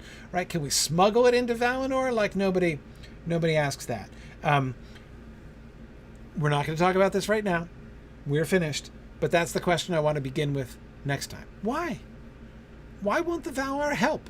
Why is Elrond so convinced that the Valar are going to reject it, that they would deport it, that they would turn it away, that it would get turned back at customs if they tried to take it into the West? So we'll talk about that next time. Because that's the thing I don't think I've ever really fully understood. I mean, I'm as willing as anybody to take Elrond at his word, and just be like, he must know more than I, so okay. I mean, it's never been to me an obstacle to,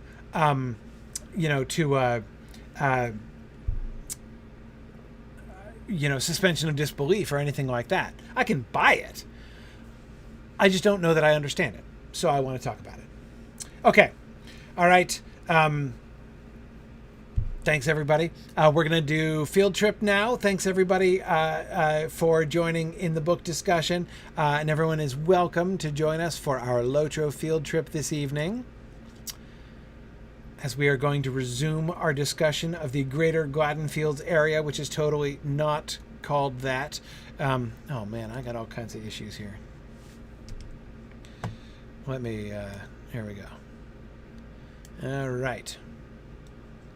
Here we are. Cool. Okay. No, you can't sail to Valinor yet in Lotro, so we can't go to the Valar and ask them. Absolutely.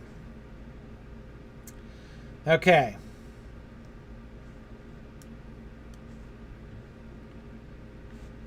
Let us examine. So those of you who are new... Let's see, Valoria, I'm not hearing you. Are you... Oh, yeah, I'm on... maybe I'm on... Still muted. Okay, there you go. There you go. Yeah. Excellent. All right. Can you hear me now? So we're going back to Holtvis in the Vales of Anduin. Okay. Sounds good. Can you hear me? Yep, can. All right. Awesome. All right. So let's so those of you who haven't been with us on our field trips lately, we are we're doing a thorough exploration of exploration of the world of Lotro, looking at it as a sort of static, as it were, adaptation of the Lord of the Rings. This is what I am really interested in these field trips. I'm not interested in the plots. I don't care about the backstory. I mean, I do, but I don't for the sake of this. Like, it's so like if the story is only explained in the quest text and stuff, I'm not worried about it. I'll get to it later. What I'm really interested in is how they choose to represent it. How have they taken the world and adapted the world, and where can we see the interactions between the world that they're making here and the text, which I find just fascinating. This is one of the ways in which I think the Lotro adaptation just really stands up again and again in some really cool ways. Hang on, I'm still filling everybody. All right. Let's see who else. So for a second here, I thought we were in Blomgard again. I was about to look for the back door, but no, we're in Holtvis. So yeah, let's hope we remember how to find a way around here. Okay, so we just need to go out to the gate, which is right here. Yeah. Okay. All right. So are we done with the fellowing? We're probably not. Maybe not. It's useful to have the green dots. Yes. Oh, Palandor, we are on Landreval. I've been on Landreval for a while. I'm still willing to visit other servers, but especially when we're in higher level areas like this, it's a little easier to just do it on Landreval. And this area is like level 125 or something. 25, 130, somewhere in there. Yeah. So, not a place for newbies. No. Okay. Are we good? Well, I've invited everyone, whether they've accepted or not. Okay, and we can just hit me a DM and. Right. Yeah. And that's to Linus, right? Linus. Yeah, Linus with 2 S's. That's there correct. You go. Okay. He's my. All right. So here's the first thing I want to do. I want to go up to so it's time to move to. We've done the whole southern half now of the Vales of Anduin. Now I want to go back up to those ruins that we've been looking at. But first, I want to do just one little exploration. Okay, that's just back into Holtvis, so that's okay. It's the north side of Holtvis. I want to go up the road. And I want to bang a right. I want to go towards the place where we can't go yet. Mm-hmm. Towards central Mirkwood, right? Okay, yeah. Middle Mirkwood, as it's charmingly called. Where's the road? Are we there yet? Is it up here? Yeah. The map suggests there's a road. Okay. Is it? I got gnats. Okay, right here. This one, right? Yeah. Yeah. I just want to see how it goes on until we get to the end of where we could go. To see, do we get, how Mirkwoodian do we get? Mirkwoodian. Does it start? Because are we starting to enter? See, here we have a gate. Yeah. That's interesting. Okay. Yeah. Because this is we have like half the world's gnats chasing us now, but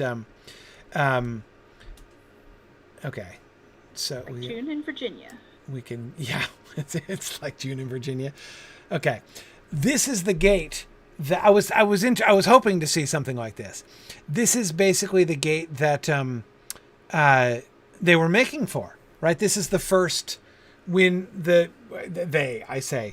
when the party sets out from Rivendell in The Hobbit, right? When Thorin and company set out from Rivendell, they are aiming for the pass that we took over the mountains, right? Yes.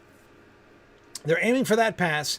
They get over that pass, and of course they don't make it over here because they end up somewhere else because they get kidnapped by goblins. But had they not been kidnapped by goblins, this is where they would have ended.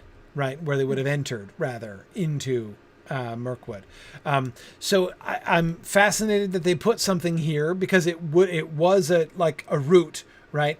Like a known route through Mirkwood or into Mirkwood, even though, of course, we're told in The Hobbit that it's since gotten worse. So I was interested to see if there were, in fact, architecture, and there is, with a ring motif. Would you look at that? Yeah, look at a sort of diamond and then a ring motif. Yeah, it's almost like a star. Yeah. A pointed star or something. Right. That's really interesting. Now, the kind of knotwork that we get on the top of the pillars looks very familiar. In fact, it looks dwarvish. Those, like, I don't know if... I'm tempted to call them like sunburst patterns, but those square panels are panels we've seen on dwarvish architecture, and the knotwork is also something that we've seen in dwarvish architecture. Yeah, So, kind of tribal Art Deco look. yeah, for the most part, I would say that this looks kind of dwarvish, but I've never seen that ring pattern. This ring pattern here. The interlocking rings. I wonder if this is another collaboration between the Moria dwarves and elves. I wonder. Let's see. 1, 2, 3, 4, 5, 6. Well, there are 7 between the 4-pointed starburst or whatever it is and the corner. That might be a coincidence. Or not. Or not. I don't know. Yeah, so Palandro, that's exactly what I was trying to figure out. Was this something... Because, again, reminding ourselves of where we are in the bigger picture. Someone in our party is in the midst of Mirkwood, way over there. Or is that all of us? No. Yeah, are you talking about the phantom green dot? Yeah. That's been a... That's a thing phantom we've seen dot? for a while. Okay, fine. That's a phantom dot. Okay. So, okay, that's just the map is goofy. All right, fine. So, yeah, I was thinking it looked like the location of the Elvish Olympics, too. Anyway, so we're here in the Vales of Anduin. Eregion is over here, and we've got Moria over here. So the path over the mountains could well have been used, even established by the elves of Eregion. That would make sense.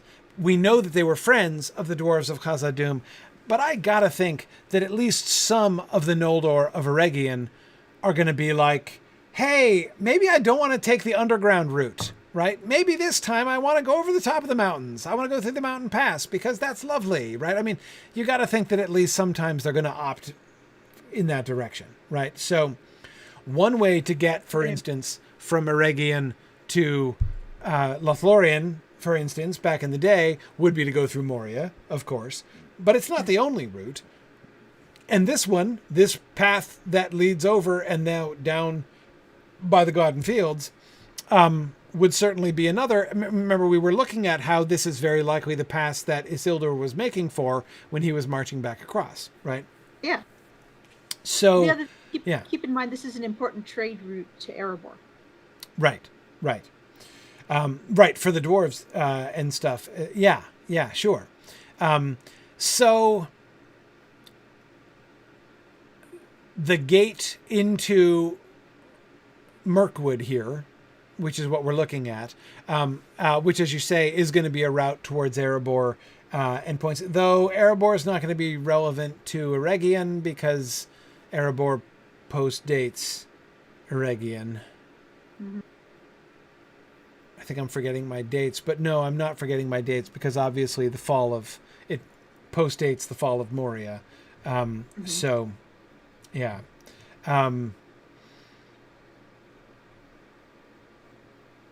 But anyway, we don't know what kind of interchange there would have been between Eregion and Mirkwood, like, the elves of Mirkwood. Mm-hmm. Well, not Thranduil, but his dad, no, what's his name? Blanking. Oh man, gosh. Oh dang. Yeah, no. What's his dad's name? The dude who was killed at the Battle of the Last Alliance. It is Orifer. Okay, I did say this the right thing. Okay, see, I'm just doubting myself now. Okay, Orifer. There we are. Right, yeah. So would they have had contact over there? Perhaps so. So anyway, I'm just trying to think, back to the question of who would have been using this and who would have built it. Dwarves do make sense because this would have been part of a dwarf trade route because there are the dwarves in the Iron Hills, as you guys are, as JJ, as you were recalling. So even prior to the establishment of Erebor, there would still be reason for dwarves to be traveling in this direction. Okay. I don't see... How old it is? Yeah, I don't see... Yeah, that is a really good question. Is it Second Age or Third Age?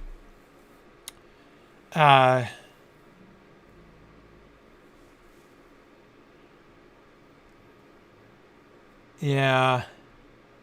I don't know. If I had to guess, I would guess Third Age. Yeah. Because you got to think that most dwarf traffic through this region is going to go through Moria, right? I mean, Yeah. somebody who's traveling from east to, like a dwarf traveling from the Blue Mountains to the Iron Hills, for whatever reason, is not going to just bypass Moria. You know, I mean, like, this just doesn't seem likely to me that they would build a whole separate path, like a Moria bypass, right? We've seen many times that dwarves travel around Middle Earth on paths that we can't see on the map. Yes, that does happen. So yeah, I think Third Age is more likely. When bypassing Moria would in fact be a great idea, right? Post Balrog, you definitely want an east-west road that does not involve Moria, even if you're a dwarf. So yeah, I agree, GDC. Stopping at Khazad-dûm would be almost a kind of pilgrimage for dwarves. Yes, I would think so. But again, not in the post-Balrog era. So if I had to guess, I would guess that this was Third Age. It's all broken down, but it could be old, and it could be 1,000 years old, and therefore justifiably tumbled down here a bit. Yep. Okay, so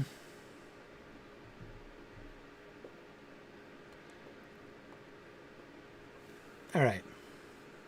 But yeah, why Thorne's company knew this route and were heading towards this gate. Yeah, I don't see any. Yes, exactly. It would explain that. Though they were also advised by Elrond and Gandalf to take this road, in Rivendell as well. But I don't see any evidence here. I don't see any evidence of obviously non-dwarvish architecture. Everything I see seems to me to be consistent. I don't see any Númenorian marks. I don't see any obviously elvish architecture. So I do suspect this of being just dwarven. Okay, well, that's interesting. That's what I wanted to see. So let's go back now to see the also obviously dwarvish, very large bridge that we've been sort of skirting around and not seeing yet. I wonder if we're going to see that symbol we saw in all the other dwarf bridges. The Cairo. Yes, the Cairo. Yeah. Now, you're right, JJ, that they would have to jog north. But if where we are here, again, going to the map for a second, notice that where we are here is near the Narrows, right? We're not far off the Narrows. Mm. So it would make sense for the dwarves who were going through they're going to have to go north to get up to the Iron Hills, or certainly to Erebor. But you got to think the dwarves traveling from Eriador through here is going to are going to want to minimize their time in the woods, right? So it would make sense to me to do that. Okay. Anyway, my point is that this still makes sense as a dwarf road, ultimately. Yeah. Though it's not paved like one. Yeah, this is a whole off-road. Well, there's evidence of what might be flagstones, maybe, once upon a time. But it's like just really trampled down earth. Yeah. And this is more obviously, but even there, it's not 100% clear. Old elven parchment. Oops, I'm being attacked. Someone want to help me? My armor is not up to.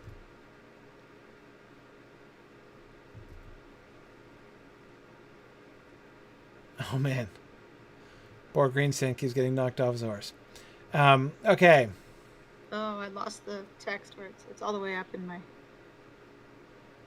Where is it? Oh yeah, the text of the elven letter. I think I was interrupted. Yeah.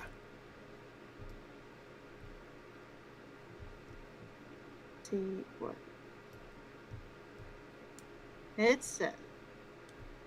Oyo istala visto J.R.R, ever-changing changer of all. Poito nierum ar Saurana Tareyo, cleanser of tears and would-be foul. Say the translation again, the whole thing. Ever-changing changer of all, cleanser of tears and would-be foul. And would-be foul? Wood as in trees, or trees, would be foul. Would be foul? Like the cleanser of like tears and the damaged woods, the damaged forest. A would be fouled. Yes. Past participle of the verb befoul. Okay, sure. Yeah, befoul, one word. Okay. Yes. Ever-changing changer of... So is this a riddle? I don't know. This is Time. This is continuing part of the poems we've been collecting. Right. Sounds like we're contemplating time, but we'll see. Okay. Yeah. Yes, give us some time. Yeah, right. Yeah, that's just what I was thinking. Okay. I'm looking. This was once a huge bridge, and this is a major work. Now, Lotro dwarves tend to get carried away when it comes to architecture. I mean, that's known. Yet.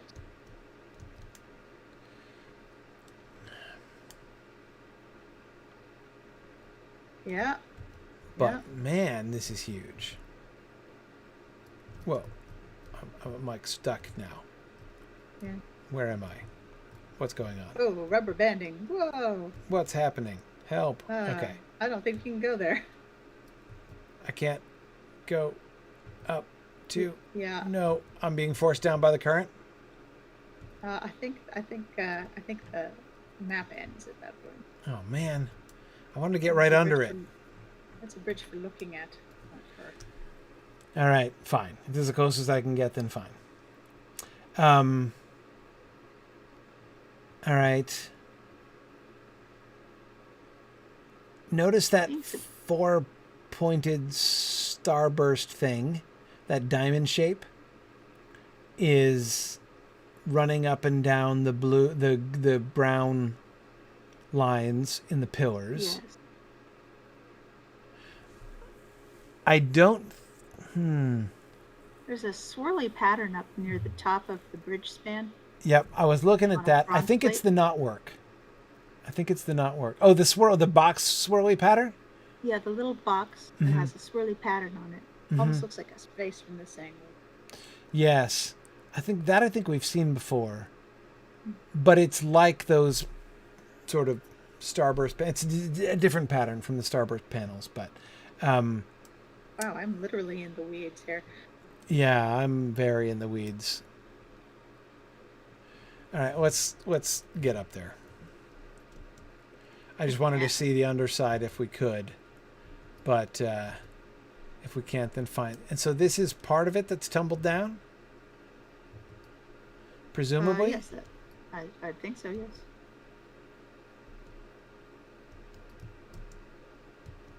Oh, I can't climb up. Okay. Another piece of paper. This is a birch bark page. This one might be about Gollum again. Let's see. In blackest shadow his eyes burn, ravening hungry to return, lurking among ling and shrub, weeping, creeping, old man Ub. Old man Ub. Old Man Up. That's a twist. Yeah. Old Man Ub is we've gotten other Old Man Ub poems before. Okay, we can get up. We can get up onto the bridge.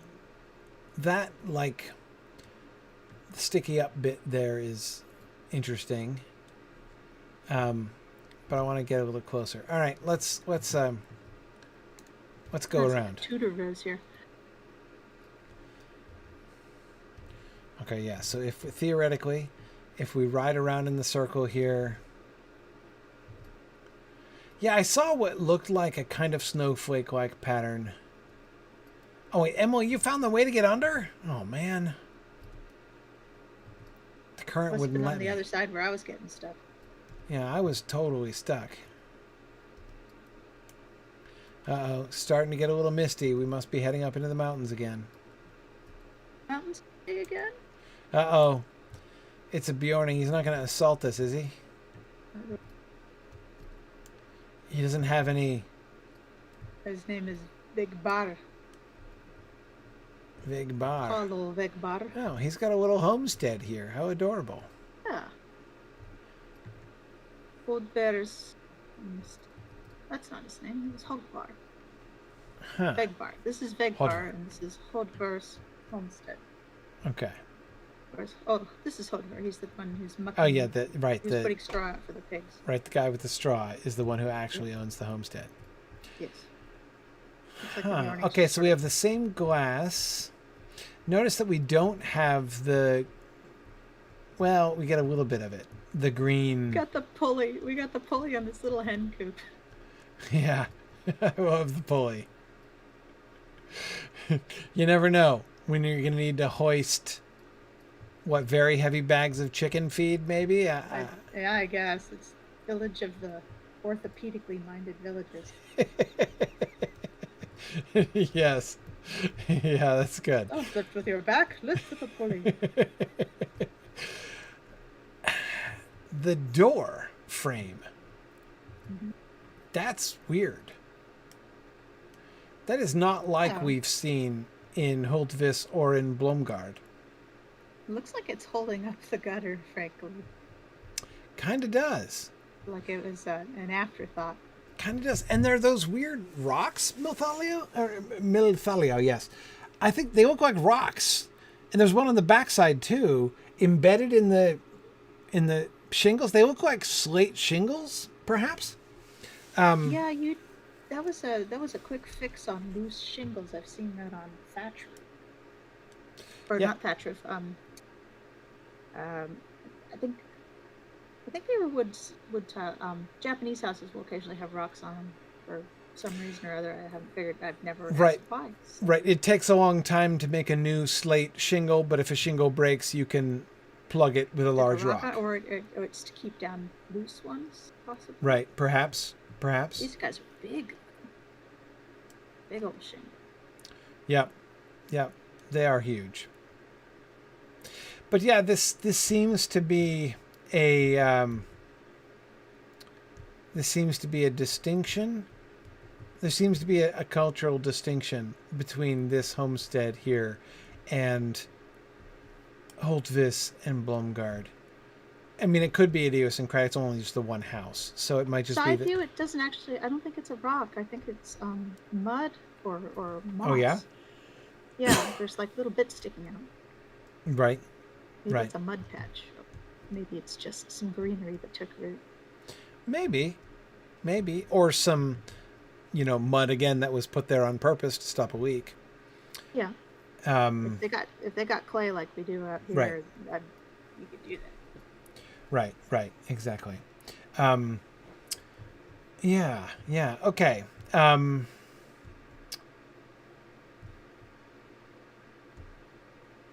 Yeah, interesting. So and this guy, assuming this guy has anything to do with Hodvar over there, is explicitly a Bjorning, whereas they were not explicitly Bjornings. Obviously connected with them in some way. Back at Hultvis and at sorry, here I am going cross country for no especially particular reason. We've seen them at Holdvis and Bloomguard. They just look a little bit different. And here again, those watchtowers. Oh, those look like Okay, now Rohirrim this is the watchtowers. village where we were attacked by invisible bears, Yes. right? Like it's the moment of truth here. The ghost bear strikes again. Yeah. Okay. All right. So see, she's got no wooden talisman. You know, doesn't have little wooden face, does have tattoos. Look at how different her clothing is too, the skins and furs. Look at her fuzzy pants. boots. Big thing is no pants. That's it. Yep. Bjorning. Yep.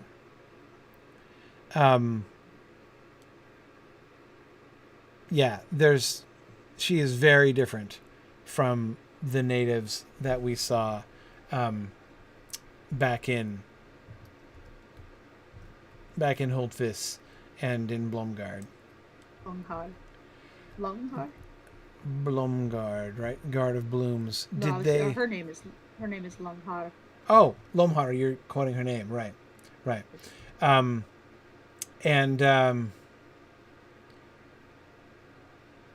They didn't have split rail fences like this either. But a lot of the spells in the card towers are very Rohirrim. Yes, they are. I've fallen from those things often enough to recognize them. Right. Oh, yeah, there we go. We got the tattoo and the sheepskin skirt. Yep. Yep. That kind of scarf with the brooch. I mean, again, everything about that is just, it's very different. Mm-hmm. But, oh, look at this woman over here, though, with the star. Huh. Yeah. Look at that. Look at that. What's she got? Hey, oh, look, she's got she's got it. She's got the little thing hanging on her belt. Yeah. The little wooden face guy. Yep. Is she from out of town? I think she's from down the road, judging by the big the circular brooch on her chest. Uh-huh. Uh-huh. Yeah, I think she's from out of town originally. They also have plaid. They like the tartan. Yep. Yeah, her clothes are different. Notice the fabrics and the ties on her sleeves instead of the skins and furs. Notice the lack of fuzzy, but the longer skirts. All right, the floor-length skirts. And the presumably non-fuzzy boots peeking out. I also noticed with Bjorning women, even those with long hair tend to keep it shorter than most women in the other villages. Right, she's got hers kind of pulled around, so it's hard to see, but it's also shoulder length. It's not flowing tresses like this. Yeah. Oh, and I agree, Nancy. Much less skin showing. I mean, this lady looks like the product of a very different culture than this lady here. No, this lady's gonna plow her driveway in shorts. Yeah. Yeah. In flip flops, one of those people. Yeah. Yep. But yeah, see the hair stops at shoulder length. It's definitely a length to to be an advantage in a bar fight. Mm-hmm. Mm-hmm. Yep, the skirts that end at the knee. Yep, and then let's see this guy here. All right, he's got the face tattoo, which is suggestive. This guy. That's odd. He's got leggings and a pattern tunic. What is he? Is he cross-gaitered? Yeah, he's got. Yeah. I think he might be cross-gaitered. That's weird. And he's got like pantaloons. Mm-hmm. I think this is a hybrid. Might be. How odd. This is someone of multiple lineage. Love the belt though. Yeah, yeah. I mean, the belt is like almost full WWE right there. I mean, it doesn't have like the big, plate and buckle on it, but as far as width of belt. My goodness. Yeah, it's a nice tunic too. Studded leather tunic? Got studs all over the back. Yeah, with a beautiful crisscross pattern on it. Yeah. Interesting. Yeah, that guy's kind of different. Pretty well dressed for Bjorning. More pulleys. Can't be too careful. Okay, well, I'm enjoying my visit to this town much more this time, I have to say. Yeah. Okay.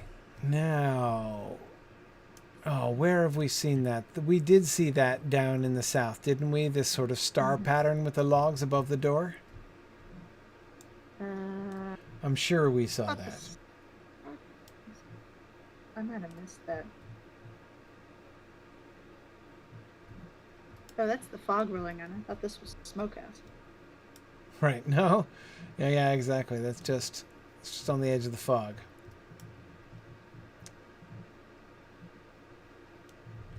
The watchtowers do kind of look like Rohirric watchtowers, but they're stone.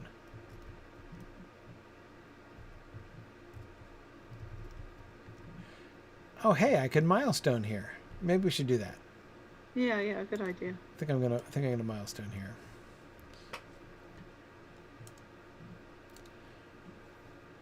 Because something's telling me we're not going to get to a very detailed look at the bridge yet, since we have this whole village to distract us for a minute here. Okay, so we've got a well to jump down. Oh, there's water down there. That's handy. Nap can't do it. Yeah. Oh well. Was willing. You were gonna throw yourself in and see what happened. Yeah, and be of no Linus further is up to nuisance. that stuff. Gloria is not. Okay. Yeah. So, just like Hodver down there, that the crossed door lintel thing, which is just weird, and the rocks or mud clumps on the roof. Windows are very similar to Holtvis and Blomgard, though. But yeah, these houses just don't, remember how the other houses look so much like the Rohirric style? And these just don't. They just don't feel like that at all. They're kind of their own thing. Yeah.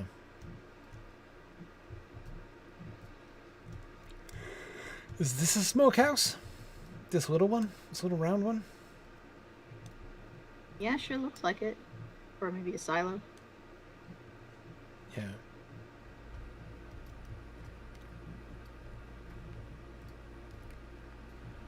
Okay, the Forge and Relic Master with the same kind of scarf on, doesn't she? Yeah. Same kind of tunic and skirt thing. The nice wide belt. Wide belts seem to be a thing here among the Bjornings. To display your big circular insignia, which probably displays where your family is from. Okay, and we would have to keep going up to get to the bridge, right? I think so. Oh, but we have more village. Let's see. Look at this lass with the axe. Yeah. And the fur and the tartan. But yeah, it's like everyone's and the short wearing sleeves. Like a mix of clothes here. Yeah. Yeah. Yeah, I mean, they tend to build predominantly with stone. We've got, some of these houses which are wood.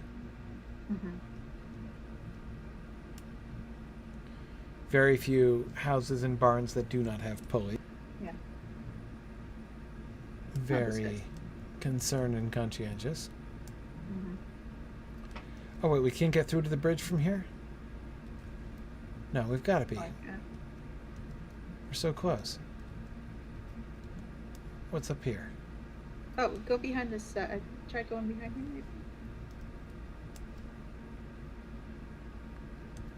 Do we have to climb up the hill? Where's the rest of the road? Where's the remnant of the road? What do we see from up here? Oh, we're not quite in the right place. Right, there's the road that leads to the bridge. Yeah, it is. We've got to go down there. We've got to go out of the village, right? We took a right to go up into the village. If we'd gone straight, we would have gotten here. I see. Okay. Okay. All right. Well, now we know how to do next time. So this is a fun view. Look at this. This is a fun view. Right, there's that village with the Arnorian ruins on it. Right, the Numenorian ruins. Oh, yeah, you can see pretty well. And then down you can pretty much make out the work site. Yep.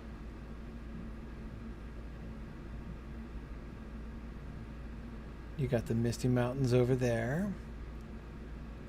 And that's all Mirkwood on the other side. And that's all Mirkwood on the other side. You got these hills and then Mirkwood proper starting on the other side. You can see the larger trees up on top over there. Mm-hmm. Yeah. Cool.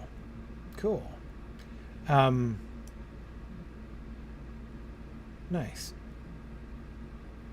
Yeah, Milthaliel says, I'll have to remember this in 10 years when I finally make it here. Yeah, I'm not anywhere near here myself, Milthaliel. But I'm still Wiggins is just inside the Black Gate. And he's my express route character. Oh, yeah. Grifflet is still in Westfold. So, anyway, okay. All right, we might as well end here at the spectacular view, and we will come back to take in these dwarvish ruins next time, and then see what else we need to see. We export all the way up to the mountains, so then it's just across the river and north up towards the Carrack, basically. Cool. All right. Excellent. Well, thanks everybody for joining us. This was a fun field trip and some unexpected things that we discovered. I am excited to continue our discussion of the text and to continue our explorations here next week. So I will say good night, everybody. Thanks for joining us.